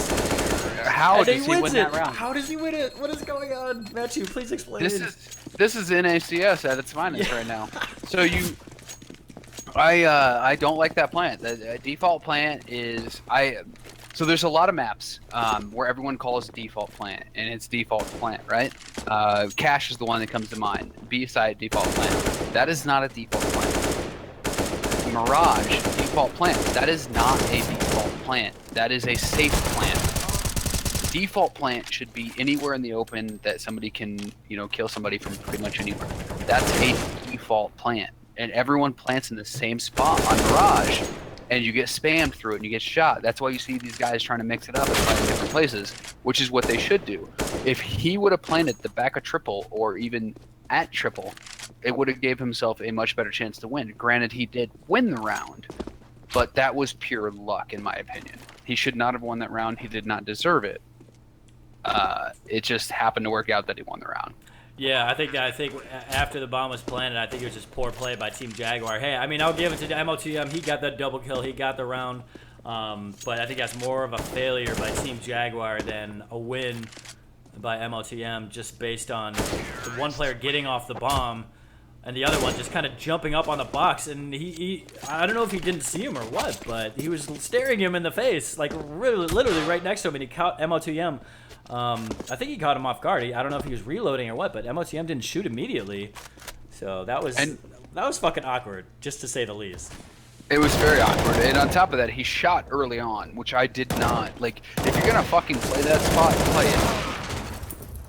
If you're gonna hide CT and you're gonna bait him into you, then do it. Then you have to commit to doing that. But instead, he just fires off a random shot in hopes that he's gonna get a kill. Like, that's not how you play that spot. And somehow it works out. Like, I don't understand what they were doing. It's mind-boggling. I do really like that he knew that spam spot from behind ticket booth. That's something I mean, I would probably try to shoot it, but it seemed like he knew exactly where he was shooting at. So I mean, he was dealing damage through that box, and that probably is what helped him win the round, because the guy defusing the bomb was probably thinking, okay, I'm about to die. I have to get off this bomb. So, But you have to commit. Nice You got job a by body him. block. Yeah, exactly. So many things went wrong and well in that round that shouldn't have happened. If he had planted triple, the triple spam from CT box is so much easier. You basically just line yourself up in the corner and shoot, and you can kill the person defusing. Yeah. So, like, that's why I hate that plant spot. It worked out for them and, proved me wrong. But if you plant for triple for CT, the spam spot's so much easier. Yeah, so one thing Cheech in chat pointed out, when MOTM was looking at the guy on box, it might have just been a difference in how the guys saw through that smoke. So maybe one saw through it while the other one wasn't able to see it from the opposite position. So it's certainly a possibility. But if that's how it was, that MOTM could see him and the other guy couldn't see MOTM, that's a lot of luck right there. And hey, it worked out. They got that round dub, and they needed to have that. Otherwise, it was about to be 0-3 going into the second half. But here we go. We're getting back into this. Teams have switched sides, and we are now in second half of double overtime. Currently 20 for Team Jaguar, 19 for Broken Alliance, and let's see what kind of setup these guys have. Yeah, it's I hate the smoke glitch that spectators can see more than players can see. That's been an issue with CSGO for any Counter-Strike, really. It's always been that way. There's always been the spectator glitch, but looks like the T's are going to be slowly working towards a B with a mid control, which I really like. And they did this the entire T half of the regular game. Yeah, so we do have the double up setup on the CT side for Broken Alliance, which I am a fan of. But Voltage, he's actually holding this position. He's done this a few times, as I mentioned. He missed the first 2 or 3 opportunities, but then finally connected on one, and I think that was a good start to the round. He got the opening kill, and then I think they rolled the rest of that round. But he's continuing to hold that position. Nobody's going to be over there. So these CTs aren't really any help just based on where the Ts are lined up and positioned. So they might consider falling back at some point because they're not really doing much of anything. Starks is actually in window, yeah. I like that you just straight up called him out. They're not really doing anything. You've already lost so much map control.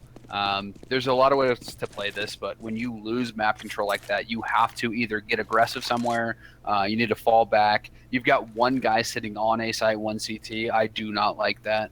I would have rather him got up in Palace and got aggressive.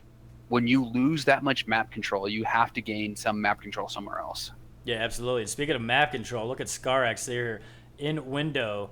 He's around the corner from where Exceed is, but there we go. Voltage, as I had asked, reposition yourself, and he gets that kill, and there we go. Exceed gets one. Grim gets one. They know where one of them is. So eventually, Mexican Soldier is able to get one of these kills, and he's a last man standing. We see him do work all night. Let's see if he can continue this magic, but no, he cannot. We are tied up 20-20, and if Broken Alliance gets, they need 2 more? Yeah, if they get 2 more, they gotta close it out. That'll be GG. But that was beautiful. They made me look like an idiot. Yeah. All I wanted was Voltage to reposition himself because they hung out ramp way too long, in my opinion. I agree. They proved me wrong.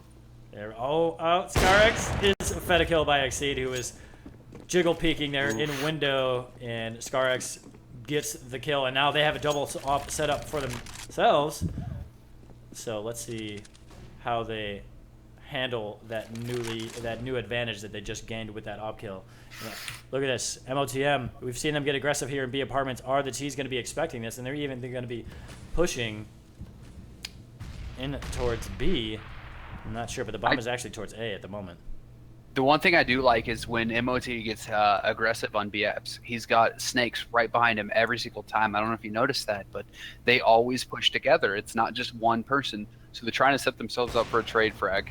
And there it is. Boom. Snakes with a shot. And they have no idea that MOTM is there. Yeah, exactly. I love that.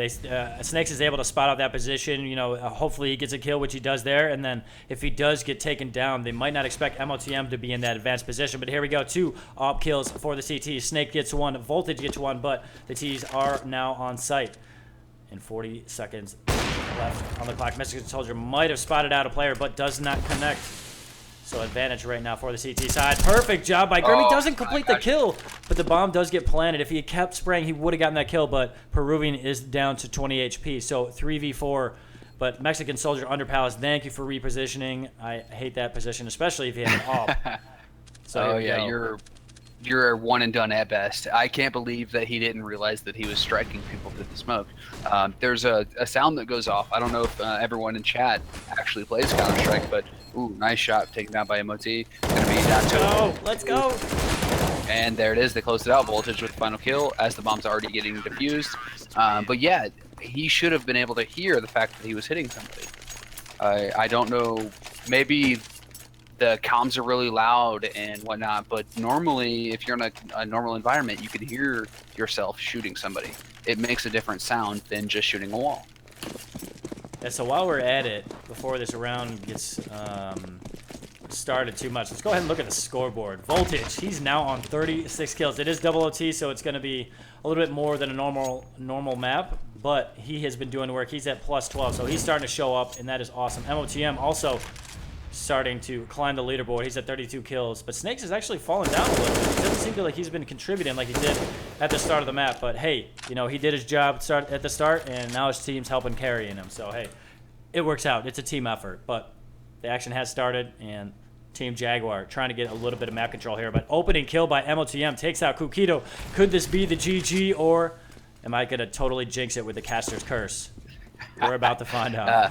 You did call out Voltage early and said that's your he didn't show up. You've seen him show up in previous matches that you casted, and it looks like he finally turned up. Mexican's going to be creeping up mid though with that smoke down, and there goes another T. This looks like it is Broken's game to lose. Now it's down to a 5v2, and nice kill by Mexican Soldier. Let's see if he can pull this back. He has been a standout player for the rest of the game. Yeah, Jaguar had to have that kill, and they get it. So it's now a 4v2, 35 seconds on the clock. T's got to come up with what they want to do here. The bomb seems to be in connector. One guy is actually in window. He's going to be able to circumvent some of those players that were in towards market. But look at this positioning by the CTs. One in at ticket booth. The nade's gonna come in, but there's also one in sandwich, and he's about to get a double kill. I think one of them make it to Exceed, wins them the map, and you can see him losing his mind with that mouse jiggle. And my boys from Broken Alliance take it in double OT. And I didn't think that was gonna happen. I gotta be honest, based on what I saw at the start.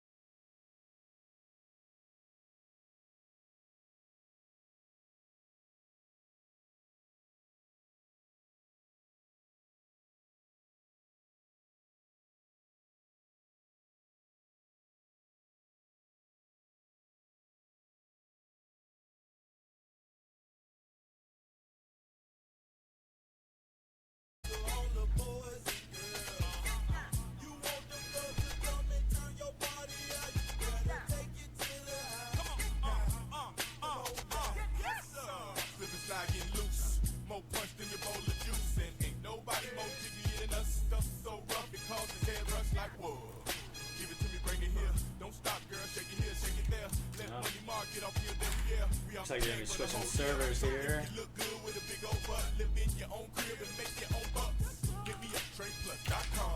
Which I don't blame them for doing, because the Team Jaguars things were ridiculous. 3 of them over 100. I guess they requested a new one.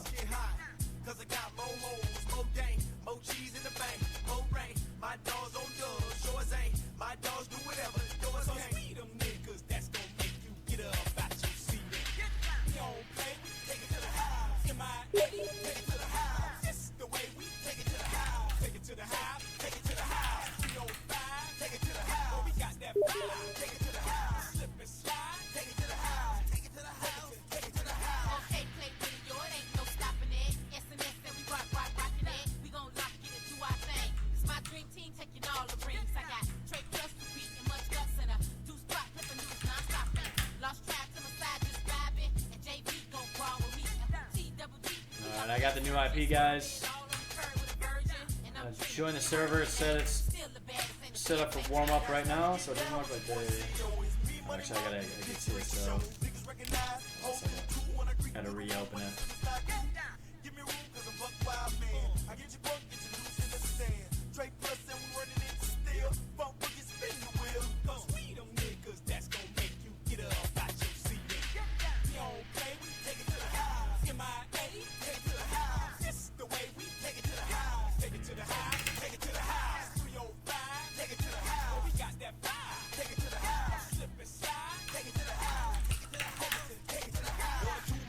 I think we're in business.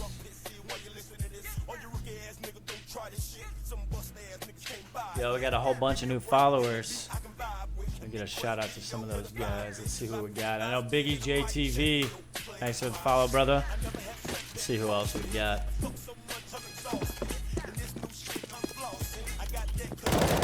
Alright, so we got Killer Bees. Thanks for the follow. Dev101. And I think that there's Nerf. I think he actually followed yesterday. But yeah, everybody, I appreciate the new followers. Thanks for joining us. Hopefully you enjoy the Shoutcast me and Matt 2 are putting on right now. I mean, that first map was crazy. So I have a feeling this next one is either they're just gonna complete. I have a feeling Broken Alliance is gonna completely wreck Team Jaguar here, but we'll see what happens. I mean, after a loss like that, Team Jaguar, they might have spent all of their energy on that first one trying to get the W, but took the L. See how they respond to that. Let's see what they're made of. You know what I'm saying? Absolutely. I think the second map, especially on Inferno, is really going to prove, in my opinion, who the better team is. Inferno is a very strategic map.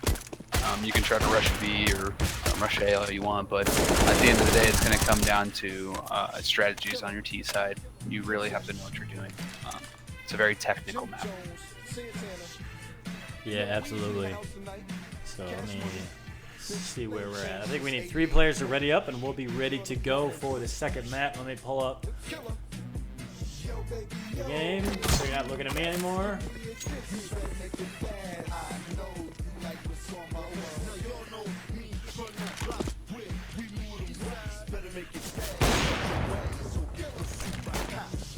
Let's see, judging by the ping, it does not look like we switched server locations.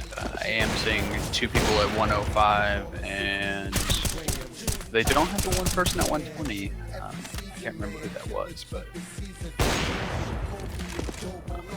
it does appear that they have 3 people under 100 and 2 people over. I don't know how they do it with 100 plus playing, man. I'd lose my mind. But hey, they're making it work. They're probably used to it though, you know.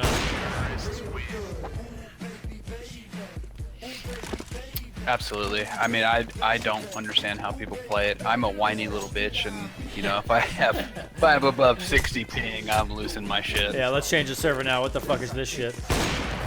Oh yeah. But I'm very interested to see if either team, because they both jumped right into that double op setup on OT. So I'm interested to see. I think it was Jaguar that jumped into the double op setup on CT side, and if they win that knife round, it's really interesting to see if they jump back into that double op setup. I'm a huge, like, I can't stand it. I know you like the double op setup. I hate it. You heard me bitch about it all season long. I hate it. I can't stand the double op setup. Now, if you pick up an op off a terrorist or a counter-terrorist, that's one thing. But to buy 2 ops, it drives me batshit crazy. I can't stand it. Yeah, I just think some of it's really dependent on the map. I mean, I like the double op just because I'm an opper, you know, and it makes it fun. But I think it's really just map dependent. So, I mean, let's say on train, I mean, I think that's auto, at least for me, auto double op setup when you can buy them. See, I still think you can position yourself better with rifles. Especially with the new train, the smokes that you can lay, the mollies that you can lay as a counter-terrorist, you can really put yourself in an aggressive position, have 3 people in train yard, 1 person IB, 1 person enter, and only have 1 op. But again, that's all how your team plays, your chemistry, what kind of players you're working with. It's very easily, you can convert that to a double op situation. So yeah, and plus another thing is the secondary rifler. I mean, is he serviceable, or is he like, you know, a higher end opper? You know, if it's just serviceable, I mean, I think it'd probably be a better idea to just go with the rifle or the gun that they're better with. But if you have 2 guys that are fucking sick with the op, you know, hey, you know, a couple rounds, why not? I think that's one way, not to talk about us all day, but I think that's one way we shot ourselves in the foot, is we had you as an opper, Nuggets as an opper, and we only ran a 1 op setup for majority of the season. And then when we did run a 2 op setup, it wasn't you or Alex picking up the second op, it was somebody else. So I do feel that the double op setup is very viable. I just personally am not a big proponent for it. I don't like it. It works. There's a lot of maps that it works on. Train happens to be one of those maps. Inferno, if you can get an opper that has a mid spawn CT side that can pick alt, and an opper that has a B spawn, it's very effective. With 2 bullets, you can essentially put yourself in a 5v3. So actually, let's open this up to chat. What do you guys think of the double op setup? Are you guys a proponent of that, or are you just saying no to it? I'd be interested to see what you guys think. Let's find out who's right. I think we're both right, both wrong. We're diving into that knife round, though. Inferno is a crucial knife round. Mirage, not so much, but we're just diving in, like going gangbang style. There we go, Broken Alliance. Take the W on pistol round. Actually, I got to turn on my music now. And the real shit's about to start happening. And actually, I just saw Zelsis' stream, and he's got a fucking party going on there. He's got almost 200 people in there, so that's really cool to see. But I'm glad you guys joined us. Yes, we appreciate you. Much love. That means there's probably, close to 300 people just in streams watching this. Yeah, actually, I'd be... if anybody knows what Mad Cow's Twitch is that he's streaming on, because I have a feeling he's getting a pretty good amount of viewers as well. I think there's probably a lot of people watching this game right now, which is really cool, because I mean, this isn't Premier, this isn't Pro, and you don't see this that often, but it's actually been pretty cool how ESEA has opened up these Go TVs, and now there's kind of a lower barrier of entrance for these type of shoutcasting setups, just because, I mean, all you really got to have is one PC and, you know, a decent microphone, or you don't even need to have a great microphone. Just as long as you can, you know, speak well and knowledgeably about the game, you can basically set up a shoutcasting setup. So the fact that now ESEA opens up those IPs, like they do it for Premier during the regular season, and now that they do it for main in the playoffs, I think it really helps out the players. You know, they're able to get known more as, you know, their games are being streamed more, and I think it's really legit. So I'll shut up. We're going to get into the action. This is the second map of this ESEA main playoff. Rank 3 Broken Alliance is all going up against Team Jaguar, who is ranked 30th, and we are now in the pistol round. Broken Alliance won the first map in double overtime. So what are the T's going to do here? It looks like it's going to be a play towards A. One guy pushing Banana, and he's going to be the distraction as these T's actually double push in from apartments. But there's 3 CTs awaiting here. I like their setup. 1 pit, 1 balcony. Actually 2 pit, 1 balcony. So anywhere the T's come from, I think it's going to be go pretty well for them. And here we go. Entrance on the site. Grim gets a kill. Exceed gets a kill. Get another one for Grim. Why not? Voltage let you get one as well. So perfect setup and perfect execution by the CTs. Kind of a non-traditional setup by the T's there, having 2 come out of apartments. And actually 3, I think. And it worked out for Broken Alliance. So 1-0 and going in the second round. That was a pretty chaotic pistol round. You know, this map is notorious for crazy pistol rounds. You can get really wild with it, and it looks like they were really wanting to hit that waterfall. I wish that flash would have hit a little bit earlier. I think their waterfall might have been more effective, but it's really hard to break that double pit setup. That's one of the most broken zones in the entire game, is that pit area. And they had 2 people sitting there on the pistol round, and it just happened that they fed themselves right into it. So, yeah, and just one thing to note, I think Biggie JTV confirmed that I was correct. NFP 5-op setup, so more ops, better. So I think I was right, man. Biggie said whoever wins the pistol wins 16-9. He also predicted a 16-7 on the first map. He did get the winner correct, but he did not get the score line as a fury of frags come in. There we go. The full HP players come in as there were only 2 T's that were low left. But they do get the bomb plant. The goal has been achieved. Now the rest is profit. Kukito, what do you got, buddy? Not much, because Snakes takes his head off, and that's going to be a bomb defusal here for Broken Alliance. I thought Mott got that shot, but looking at it from Snake's point of view, it was even dirtier. Yeah, was that a bomb, a spam through the box? Because I don't know how he got that angle. I don't recall it 16. Yeah. Double OT. Oh, Biggie, I love you, man. That, bro. I got proof of that. Yeah, you need to come out to Midwest land, dude. You still got it. Biggie's an old school gamer, a 1.6 nutter. So he needs to come out to Midwest and, man, prove that these old men can still hang, you know? We still got it, right? Yeah. Oh, yeah. But here we go. We're diving anyway. back. Yeah, we try. All right, so action towards mid, but they're going to be mollied out to slow them down. So this push isn't going to happen exactly when they wanted it. Smoke going to come up as well, extinguish that molly. But here comes the flashes, and Smoke's waiting on the other side of this. And here they go. It's going to be a play towards Arch, Edge, a porch with Smoke. But Voltage does get a kill, but immediately traded out with that P250 kill by Peruvian. Skark's going to come through apartments as well, but Exceed is in pit. So he's able to get one. Can he fend off more? He can, but here comes the guy from Balcony, and Grim. Perfect support of his player in pit, and double kill for Grim and Exceed. So, again, well played and clean rounds. Yeah, Voltage kind of put himself on an island. He was actually in a really good position to get one kill and fall off, but he stayed around a little too long. That P250 is so deadly, and he got taken down. Yeah, so it was a little scary there at the start. I don't know if they recollected that M4 or not. I wasn't quite aware of that, but jumping right back into it, it's a full buy round for both teams. All right, so looks like the terrorists, Team Jaguar, want to get more presence over towards Banana, which I don't think they've had once yet. So they got to at least establish something over there to put the CTs on their feet. And they're actually not that far up just yet. They're probably nervous that there's going to be guys around that wall.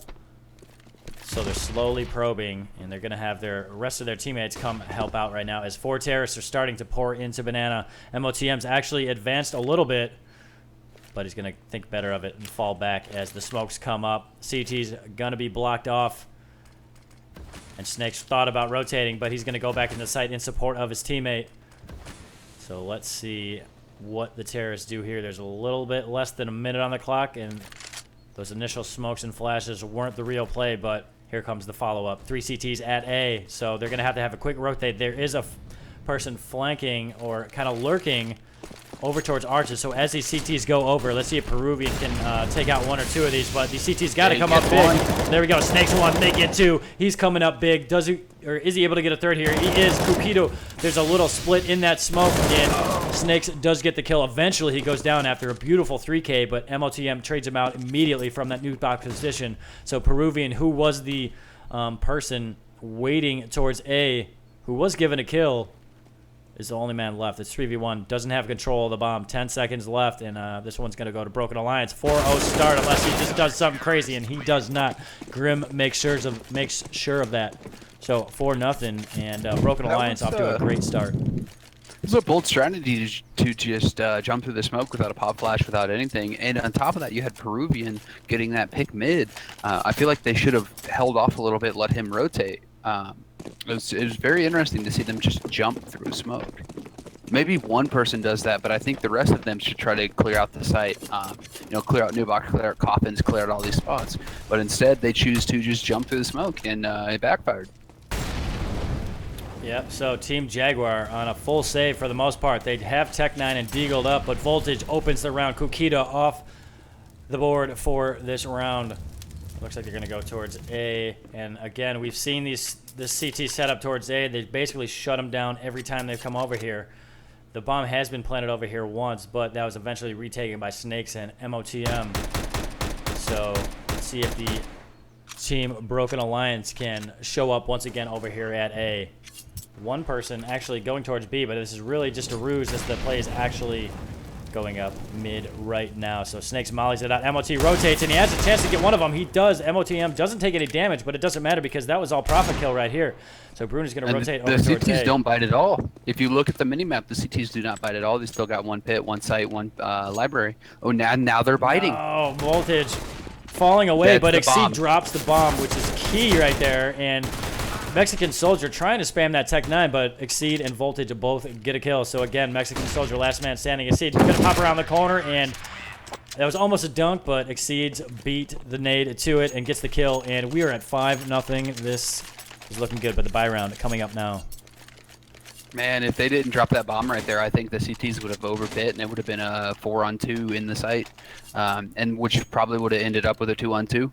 Traded out, whatnot, and they might have got a bomb plan. But I think they pushed a little too early with that bomb. That's unfortunate. They obviously don't know that the CTs were over-rotating. But they held so strong for so long, and then they finally over-rotated. Yeah, so Voltage got a little aggressive mid there, checking out that Mexi position, but he gets flashed out, and he's going to have to back off. He's got support from Grim here in apartments. He takes down Scarex down to 41 HP, so advantage to the CT side right now, although Grim has also been dealt a little bit of damage as well. So another A execute coming up. Oh, Exceed gets caught out. He does take Peruvian down to 17 HP, but I feel like he should have had that kill. Peruvian was not ready for it, but hits a 90-degree shot, and he gets rewarded with that kill. Caught him with his pants down and somehow wins the duel. That's it's impressive. That is a fast reaction. I don't know if viewers that played the game or not, but that is a fast reaction to do that. Yeah, and a pretty big whiff there by Exceed. I didn't fully see that shot, but I feel like he's got to have that. But I have a feeling the Broken Alliance setup at A is going to hold it down. POP Pimp Squad. I love you, mama. I hope somebody understands that reference. Yeah, they got this one-op B, which I love and hate. It works when it works, but when it doesn't, you're full rotating, and they can hear you just stomping through CT, and they can hit A real quick because you're trying to rotate. But here comes the action, so I'm going to let you take over. Look at these impressive smokes, though. They're going to smoke off one of the guys, Arch, but they're slowed down by Molly. Entrance onto site. Grim gets one, make it a double. Does he get a third? No, MOTM steals it from him, and then Voltage adds one as well. So only one T left. I feel like I've been saying this a lot. Only 7 seconds on the clock. Bruno's got to hold on to this gun. He spots one out. He takes down the AWP. Can he take down more? They can wait until after time, but he is able to take down MOTM, but eventually Grim does go down, and that was after time. So for those 6-0. Those players that don't play a lot, that's actually really crucial. If they had waited a half a second longer, he would have gotten 0 money. The fact that he's able to take down 2 CTs really limits their economy. So the CTs made a big goof there, and if they were able to hold off for just 1 second, he would have received 0 money and been very, very poor. Yeah, so again, not a great buy here for the T side. They have 2 AKs in full armor, except for no head armor on Bruno. But I'm not sure what they have up their sleeve here, but they got to come up with something good because they're going up against a team of Broken Alliance that seems to be firing on all cylinders after they finished off that double OT win on Mirage. So let's see what they have up their sleeve. They do have one guy over here, Bruno, again, being that distraction towards B. He's just going to go ahead and spam. I feel like that's pretty see-through. That's pretty standard distraction where you just go ahead and spam and, you know, maybe you get a kill, but I feel like the CTs might see through this. And as you said before, the CTs are staying disciplined. 2 in sight, 1 hanging on that arch position. And here we go, Exceed gets a double kill with a huge, great positioning there. But on the other side, Bruno does get a kill on MOTM. Oh, Ooh, let's fucking go. go. What a beautiful play. Nice What angle a beautiful there. play by Exceed. That angle, I don't know if he got boosted up there or not, but that is a very hard jump. All right, Peruvian fights back, takes down Grim. So 3v1, but only 10 HP on Peruvian. 35 seconds and Exceed with the kill. And I feel like Broken Alliance is just in a groove right now. I'm not sure how much Team Jaguar is going to be able to do to come back from this. But hey, there's still plenty of CS to be played, so we'll see what happens. And one thing to mention, ScarX is officially 007, and that's We've tough. got a James Bond in the building. You never want to see actually, that. I would really like to see Broken Alliance do something a little different here. They've been playing a standard 3-2, which has worked. They got them 7-0. That's fantastic. But now the terrorist team is going to be reading that. They're playing a 3-2. Here's how they're playing, blah, blah, blah. That's Counter-Strike. That's basic CS. What I would really like to see Broken Alliance do is a 4-1 stack, a 3-2 stack in the reverse. So have 3 people banana with an op aggressive, get deep banana control, or do the exact opposite and get a hard mid control and get control of alt and force them down, funnel them down. This map is notorious for, banana aggression and mid aggression. So I would really like to see Broken Alliance get aggressive and not get complacent. They're running that double op setup, so you could run 1 alt and run 1 banana with a couple pop flashes. Yeah, and also just avoiding being predictable, you know? Once people can predict where you're going to be. Oh, here we go. Snakes hits 1. Can he hit a second? He's got a guy in his face. He doesn't hit that no-scope. And he goes down. MOTM's going to have to fall back, and this push is on. They have been, Team Jaguar has picked up an op, and one of the CTs does rotate, make it 2, so there's only 1 man in A, and the terrorists are now thinking, what are they going to do? And they've given enough time for the CT to rotate. So they have been split up, 2 at B, 2 at A. So I like the thought that they let the CTs think about what they want to do and split them up there. But at the same time, you kind of want to have them just kind of steamroll into sight. They took down that 1 player there. They know there's most likely only 1 more there, but as the time goes by, the CT's going to rotate, you know? Yeah, the mind game's real.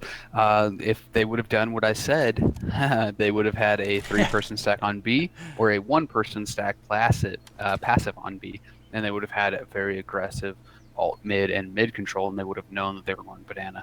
But they chose to play their standard default, and now they're really gambling. In my opinion, I would play 1-3 with 1 closer to CT, but they're not doing what I would do.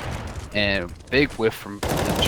Yeah, MOTM does get a kill, though. Make it a second. He takes off the head of Mexican Soldier. Make it a 3rd, but eventually Scar takes him down. So 20 seconds on the clock. But there are 3 CTs waiting around, waiting to see what ScarX does here. Now 15 seconds. He's going to go for that bomb plant. He's 17 HP. He does get away with that plant, and now he's going to have to come up with some sort of hero play here. And he knows Any at least kill one he of gets them here from is construction. massive. Yeah, any kill he gets is going to be huge for the economy, but he does not. And luckily, Broken Alliance does win it out.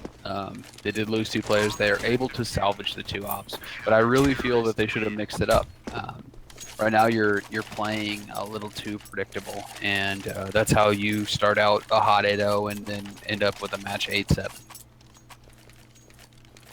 All right, so yeah, 8-0 right now. And Team Jaguar has already expended at least 1 of their timeouts. I'm not sure what the structure is for the main playoffs. I imagine they probably have 2 per match. If anybody knows the rules, let me know. But they've already expended 1, and now that they don't have a timeout, they're going to have to think of how to adjust quickly. But there we go. Perfect shot there by Snakes. Was that a boost by his teammate? Yes, he was boosted on his head. Have the C's been nading down banana? I don't not much think I've that I seen remember. them. Which is bizarre because this map is the most incredible map to get free damage. Bruno put himself in a very good position. Unfortunately, only gets 1-1. Yeah, nice flick there by Snakes. Takes him down. Oh, nice response by Mexican Soldier. Probably even more impressive shot. So the site has fallen to Team Jaguar. Will this be their first round of this map? Mexican Soldier think so.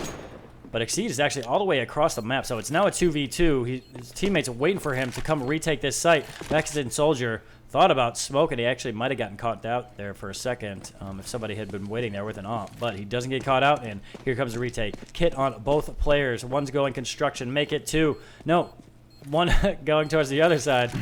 And actually, Exceed smoked off right now, so this is going to be a tough retake. Mexican Soldier gets that kill. Now 2v1. Grim, only man standing. He whiffs the shot.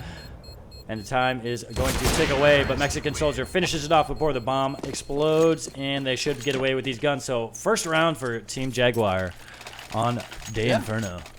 That was an incredible round by Mexican Soldier. He just opened up the site and then continued to hold it out.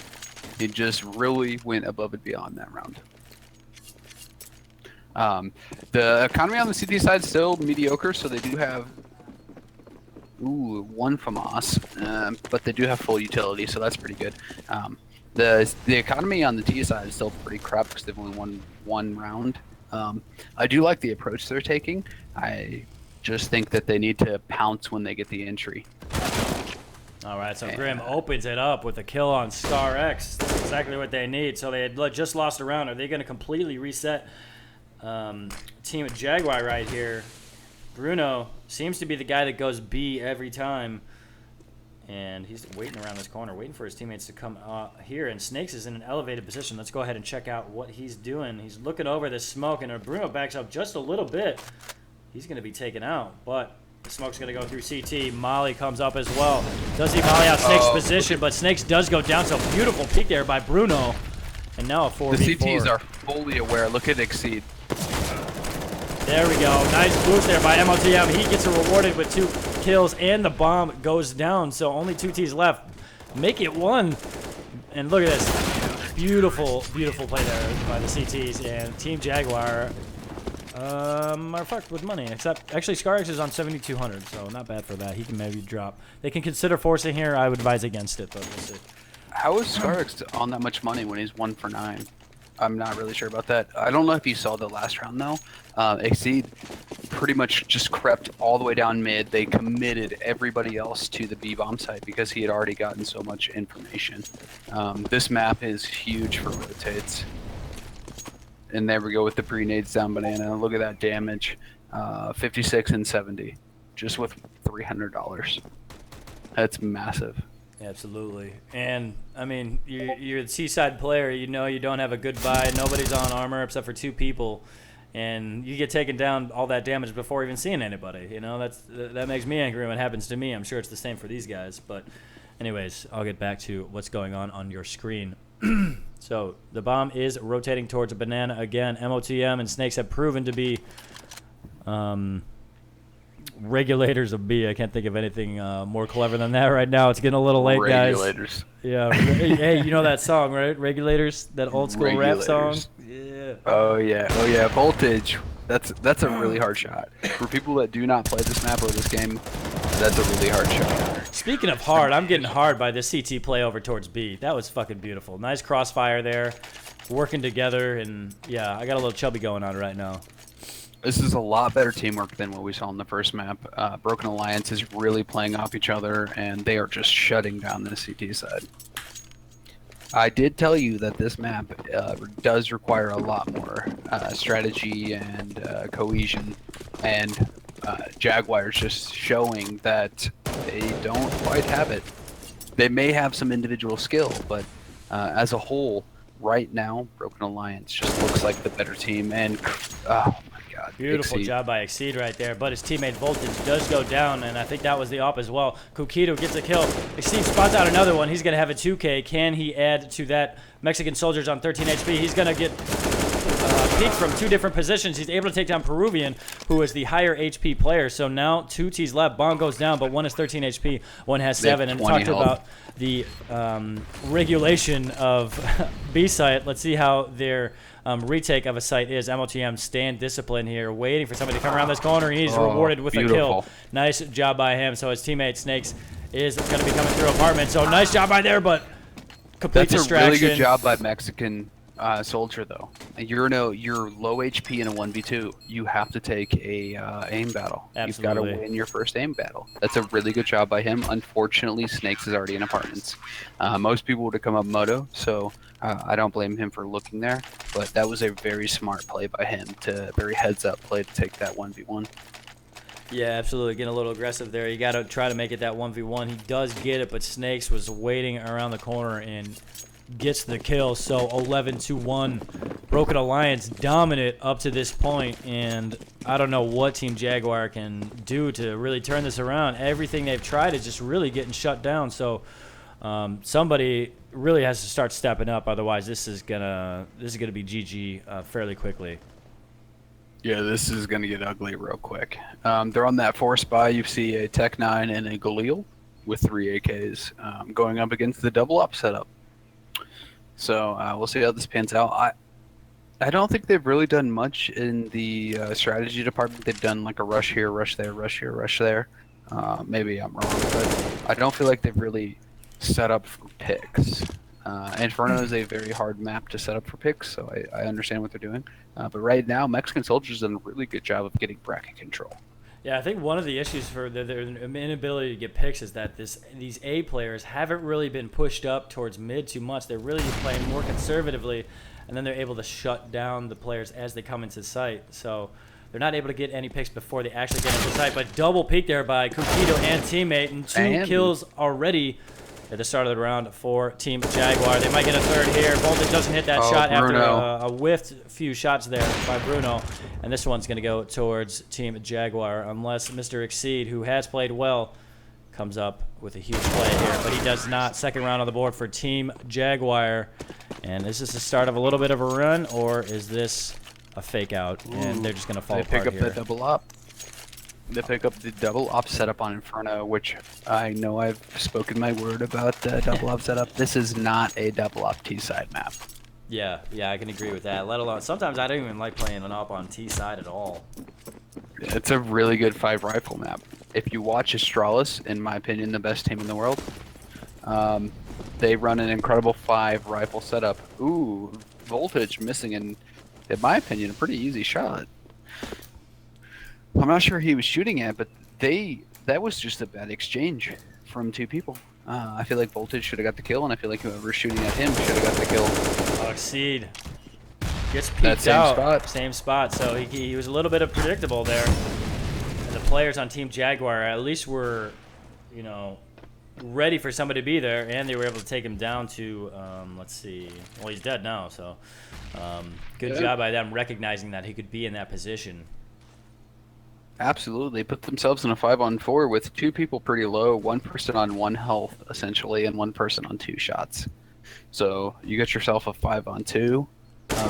Just group up and take a side together. You've got Peruvian just kind of lurking, making some noise, holding 2 people at the A bomb site. And here we go. Play's going to be on B. Snakes gets the opening kill. MO2EM busts through that smoke. And terrorists are actually going to go towards A, and this might work out because all the CTs are rotating. Oh, but they're going to go back. They realize it's just a fake. They overbit. Grim should have connected with that shot, but doesn't, and he's going to get mollied out. So they have a free site here. They're going to get the bomb plant, and it'll be a 4v4 as we go into the rest of this 14th round. Snakes coming up from mid, the rest coming from the CT side. 2 arch, 1 library. And let's see what they have planned here. 1 going porch. Old Voltage holding that porch position, and Mexican Soldier takes down MTM, and no response from Voltage, but nice shot there by Grim with the scout. That's as good as it gets right there. Let's see, 1-man pit, 3v3. 2 inside. I'm not a big fan of having 2 men in sight, but it's working, and they just made it work. 3 up, Again. 3 down, 11-3, and it looks like Team Jaguar is not out of it just yet. And again, they proved me wrong with the double op setup on the T side of Inferno. And then I did not realize the economy of the CTs. They're on a fucking eco. The last round, too. That's brutal. So will they group up, or will they be spreading out? They're finally... Yeah, they're finally... Oh, no. Voltage, what are you doing, mate?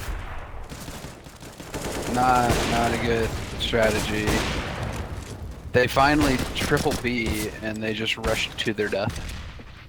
Oh, Grim, nice kill there, though. He's going to get mollied out, almost killed. He's taking down to 23 HP, so 23. It is 3v2. I mean, it looked like it was going to fall apart very quickly there, but Grim has got a nice kill with that CZ across the map.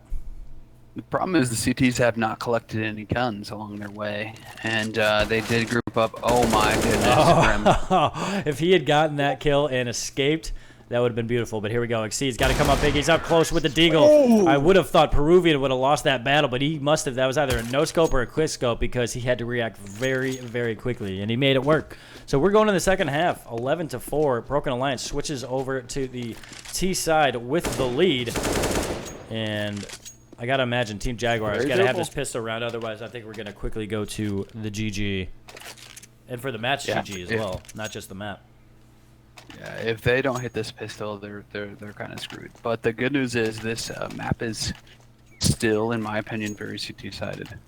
You can win with 4 rounds. It's not ideal, but you can do it. You just have to play an incredible lights-out CT side. You have to do something, in my opinion, different than what Broken Alliance was doing. You got to mix up where your op's going. You got to switch it up. You got to stack 3B. You got to stack 4A from time to time. You can't just play a standard 3-2. Unfortunately for Jaguar, they played a very static. Bruno's going to get caught out here. I don't think he's going to be able to take anybody down, but last bullet, he takes down Grim. So he sends out a prayer with that last bullet, and he gets answered. And now it's evened up, but Snakes is actually down to 16 HP. They're going to run at this site. They go on top of the smoke, and Scarx takes one down, but nice shot around that corner by Snakes. The bomb does go down, so 3v3. Snakes is low. They get boosted up into Garden, but aren't able to get that kill. So this is going to be tough for the CT side, but all the players are in sight except for one Water. So Snakes, he's got to hit these shots immediately. He takes down one. He takes a second. He's got to get a third here. He knows where he is eventually, and Voltage pops around from New Box, and pistol round goes to Broken Alliance. It is now 12-4, and looking good for them for this match. Yeah. That is rip, my friend. I'm a big fan of comeback, but that is rip. Yeah, and I like that kind of like off angle by Snakes right there. He wasn't in the corner in Water. He was just slightly like a different angle than you might expect. And then he was able to pop that first guy and then wide peek a little bit to get that second one as well. So I think he played that really well, especially when he had support from New Box, and I think it was Emo as well. So good job by them. Up 8 rounds. They set themselves up really well. Again, I don't know what happened on the first map. I feel like they played not like themselves, and boom, there's a free kill on Bruno. They're just finally showing up. This is what we expected.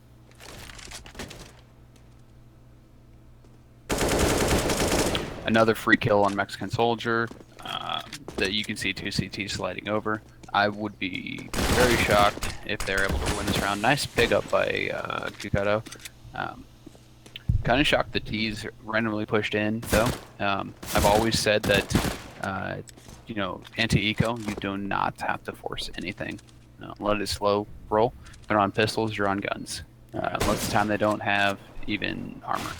Oh, CT's coming up big. Wow. So only 2 T's left, but now we're evened up after MOTM takes down Peruvian. Grim, what a fucking shot there. Through the box all the way over to Library. That was a quick 1-2 tap. And now Kukido, last man standing, is certainly doable, but nice crossfire here. MOTM's got to be cognizant of the guy coming below. So opening kill by Kukido, but no, he can't do the 180 split or 180 turnaround to take out MOTM, and I think that was a great setup there by the T side. 13-4. Very nice try. Very nice try. Motel, Johnny Boy says, let me cast. Yo, it's happening. Why are you trying to kick me out of my job, John? That's rude. Are you trying to say he's doing bad? What the hell, Motel? What's this all about, bruh? But yeah, hey, welcome to the stream, man. You got 257s and or 157, 2 CZs, and the Deagle with a 250. They're getting the boost, and they stacked B. You see how Jaguar is stacking B a lot more? Yeah, they got 3 people over here. Yeah, unfortunately, they put themselves in a position where I don't think it's really going to work out. But I really wish Broken Alliance would have stacked B a little bit more. especially early on. Very few people are going to rush mid. They're going to rush apartments. If they're going to rush anything, it's going to be banana. So you need to put that 3 people stack towards banana early, and then rotate like Alliance already did. They have 3 people back A. Unfortunately, I think they read it wrong. Now they've got another guy rotating back. Yeah, so Bruno's maybe coming did. back to help out. Actually, if you check it out, Kukito's boosted up, but I feel like this is a pretty predictable spot, but they don't check it, and Kukito gets a kill because of it. Grim goes down. Snakes is actually pushing into sight. He's going to run into this guy, Construction, and Exceed and Snakes both get a kill.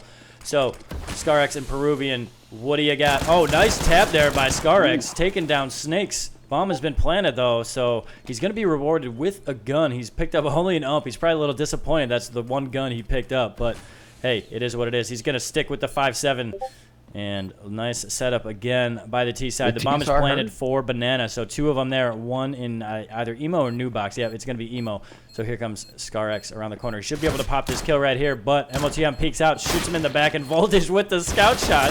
Whiffs on the second one, and no kit for Peruvian, so I don't think this is going to happen. The Molly, they actually missed the Molly, but it doesn't matter because the bomb will explode. He's just going to go ahead and jump into the Molly, so maybe that was purposeful the whole time. They knew he was going to try and escape, and he takes the Molly L. Oh, no. Can we get some 1Gs in the chat? 1Gs in the chat, please. I wasn't a full summit, but it wasn't pretty. Yeah. So now you got to... It's avoidable. They're just force buying every round. You got a CZ, 2 FAMASas, an ump, and a deagle. Going up against a triple AK, ump, and a scout. I'm kind of surprised that Voltage is on the scout and not anything else. I don't necessarily agree with that, but maybe we saw him earlier just ripping with that scout. So. Yeah, I mean, he did have an impressive shot there when he was over towards Emo. He did whiff the second one, although it was pretty close quarter, so it's going to be difficult. But nice aggression there by Peruvian, pushing through apartments. But Snakes is rewarded on the other side of the map with aggression by Bruno, so that's quickly evened up after Team Jaguar had the advantage, so easily given away. But here we go, Kukito with a deagle. I'm not a big fan of up-close deagle right here, but he does get the kill, but it's just immediately traded out by Exceed. So are they going to rush onto site, or are they going to slow it down? It looks like they're going to slow it down, but here comes the aggression. Scarex does take one down, but Peruvian is on 8 HP.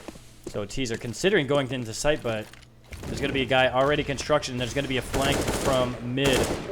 Actually, he's not even going construction. He's holding here CT. Are they going to flash themselves in, or what? That late mid flank is going to be the difference in this match. And it looks like Voltage is ready for it. Yep, and this should just be a quick one shot here. Yep, there we go. That's it. That's all she wrote. But Mexican Soldier tries to fight back. He pushes through the smoke, and we are now on match point here. Broken Alliance can put him away and advance into the second round of the ESEA main playoffs with this round win right now. And if you can see, money not good. Team Jaguar got to come up with something funky here. Otherwise, they're going to be out of the tournament after all the hard work throughout the regular season. And Motel, this is 1-0 Broken Alliance right now. They can, if they win this map, they will win the match. They do get the early pick going on. Immediately traded out. Now it's a very quick 4v3. I do like that the T's are not immediately rushing into a site. Slow it down, win the round. Sorry. I'm getting tired, guys. I'm kind of glad this doesn't go to a third map, but let's see what the CTs do here. I don't know. They have much of a hope. Exceed almost gets caught out there, but the long distance CZ isn't all that great. But there we go. A little bit more close up. Bruno gets the kill on MOTM, who looked like he was getting caught out with something in his hand. And the push is on towards a B. Scarex is going to actually fall back a little bit as the T's enter into sight. He's smoked out. Can't really do too much here until his teammates join him. So he's going to actually get flashed in. Pushes through. He gets one kill. Doesn't get the second, though. Snakes take him down, and the last man, the last hope for Team Jaguar is going to be Mexican Soldier. Let's go ahead and highlight him. He's got to take down 2 CTs and defuse the bomb. No kit in hand. And they're actually, are they both the emo? Please tell me they're both emo. And they are, but it doesn't matter. They're not going to find out the second one's there because Grim takes off his head, and that is the GG. Broken Alliance have won this match 2-0. Go to the second round of the playoffs for ESEA Main, and congratulations to them. I think Team Jaguar put up a huge fight in that first map, but unfortunately fell just short in double OT. So my team won. I wanted them to win. A little bit biased, but I think either way we had a good couple of matches tonight to watch. At least the first one, anyway.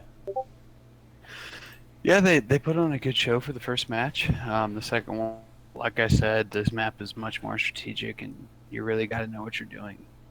It would have been interesting had they won that first map to see them on Cobble.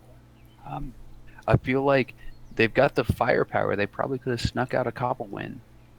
Unfortunately, they didn't get the first win, and they get dominated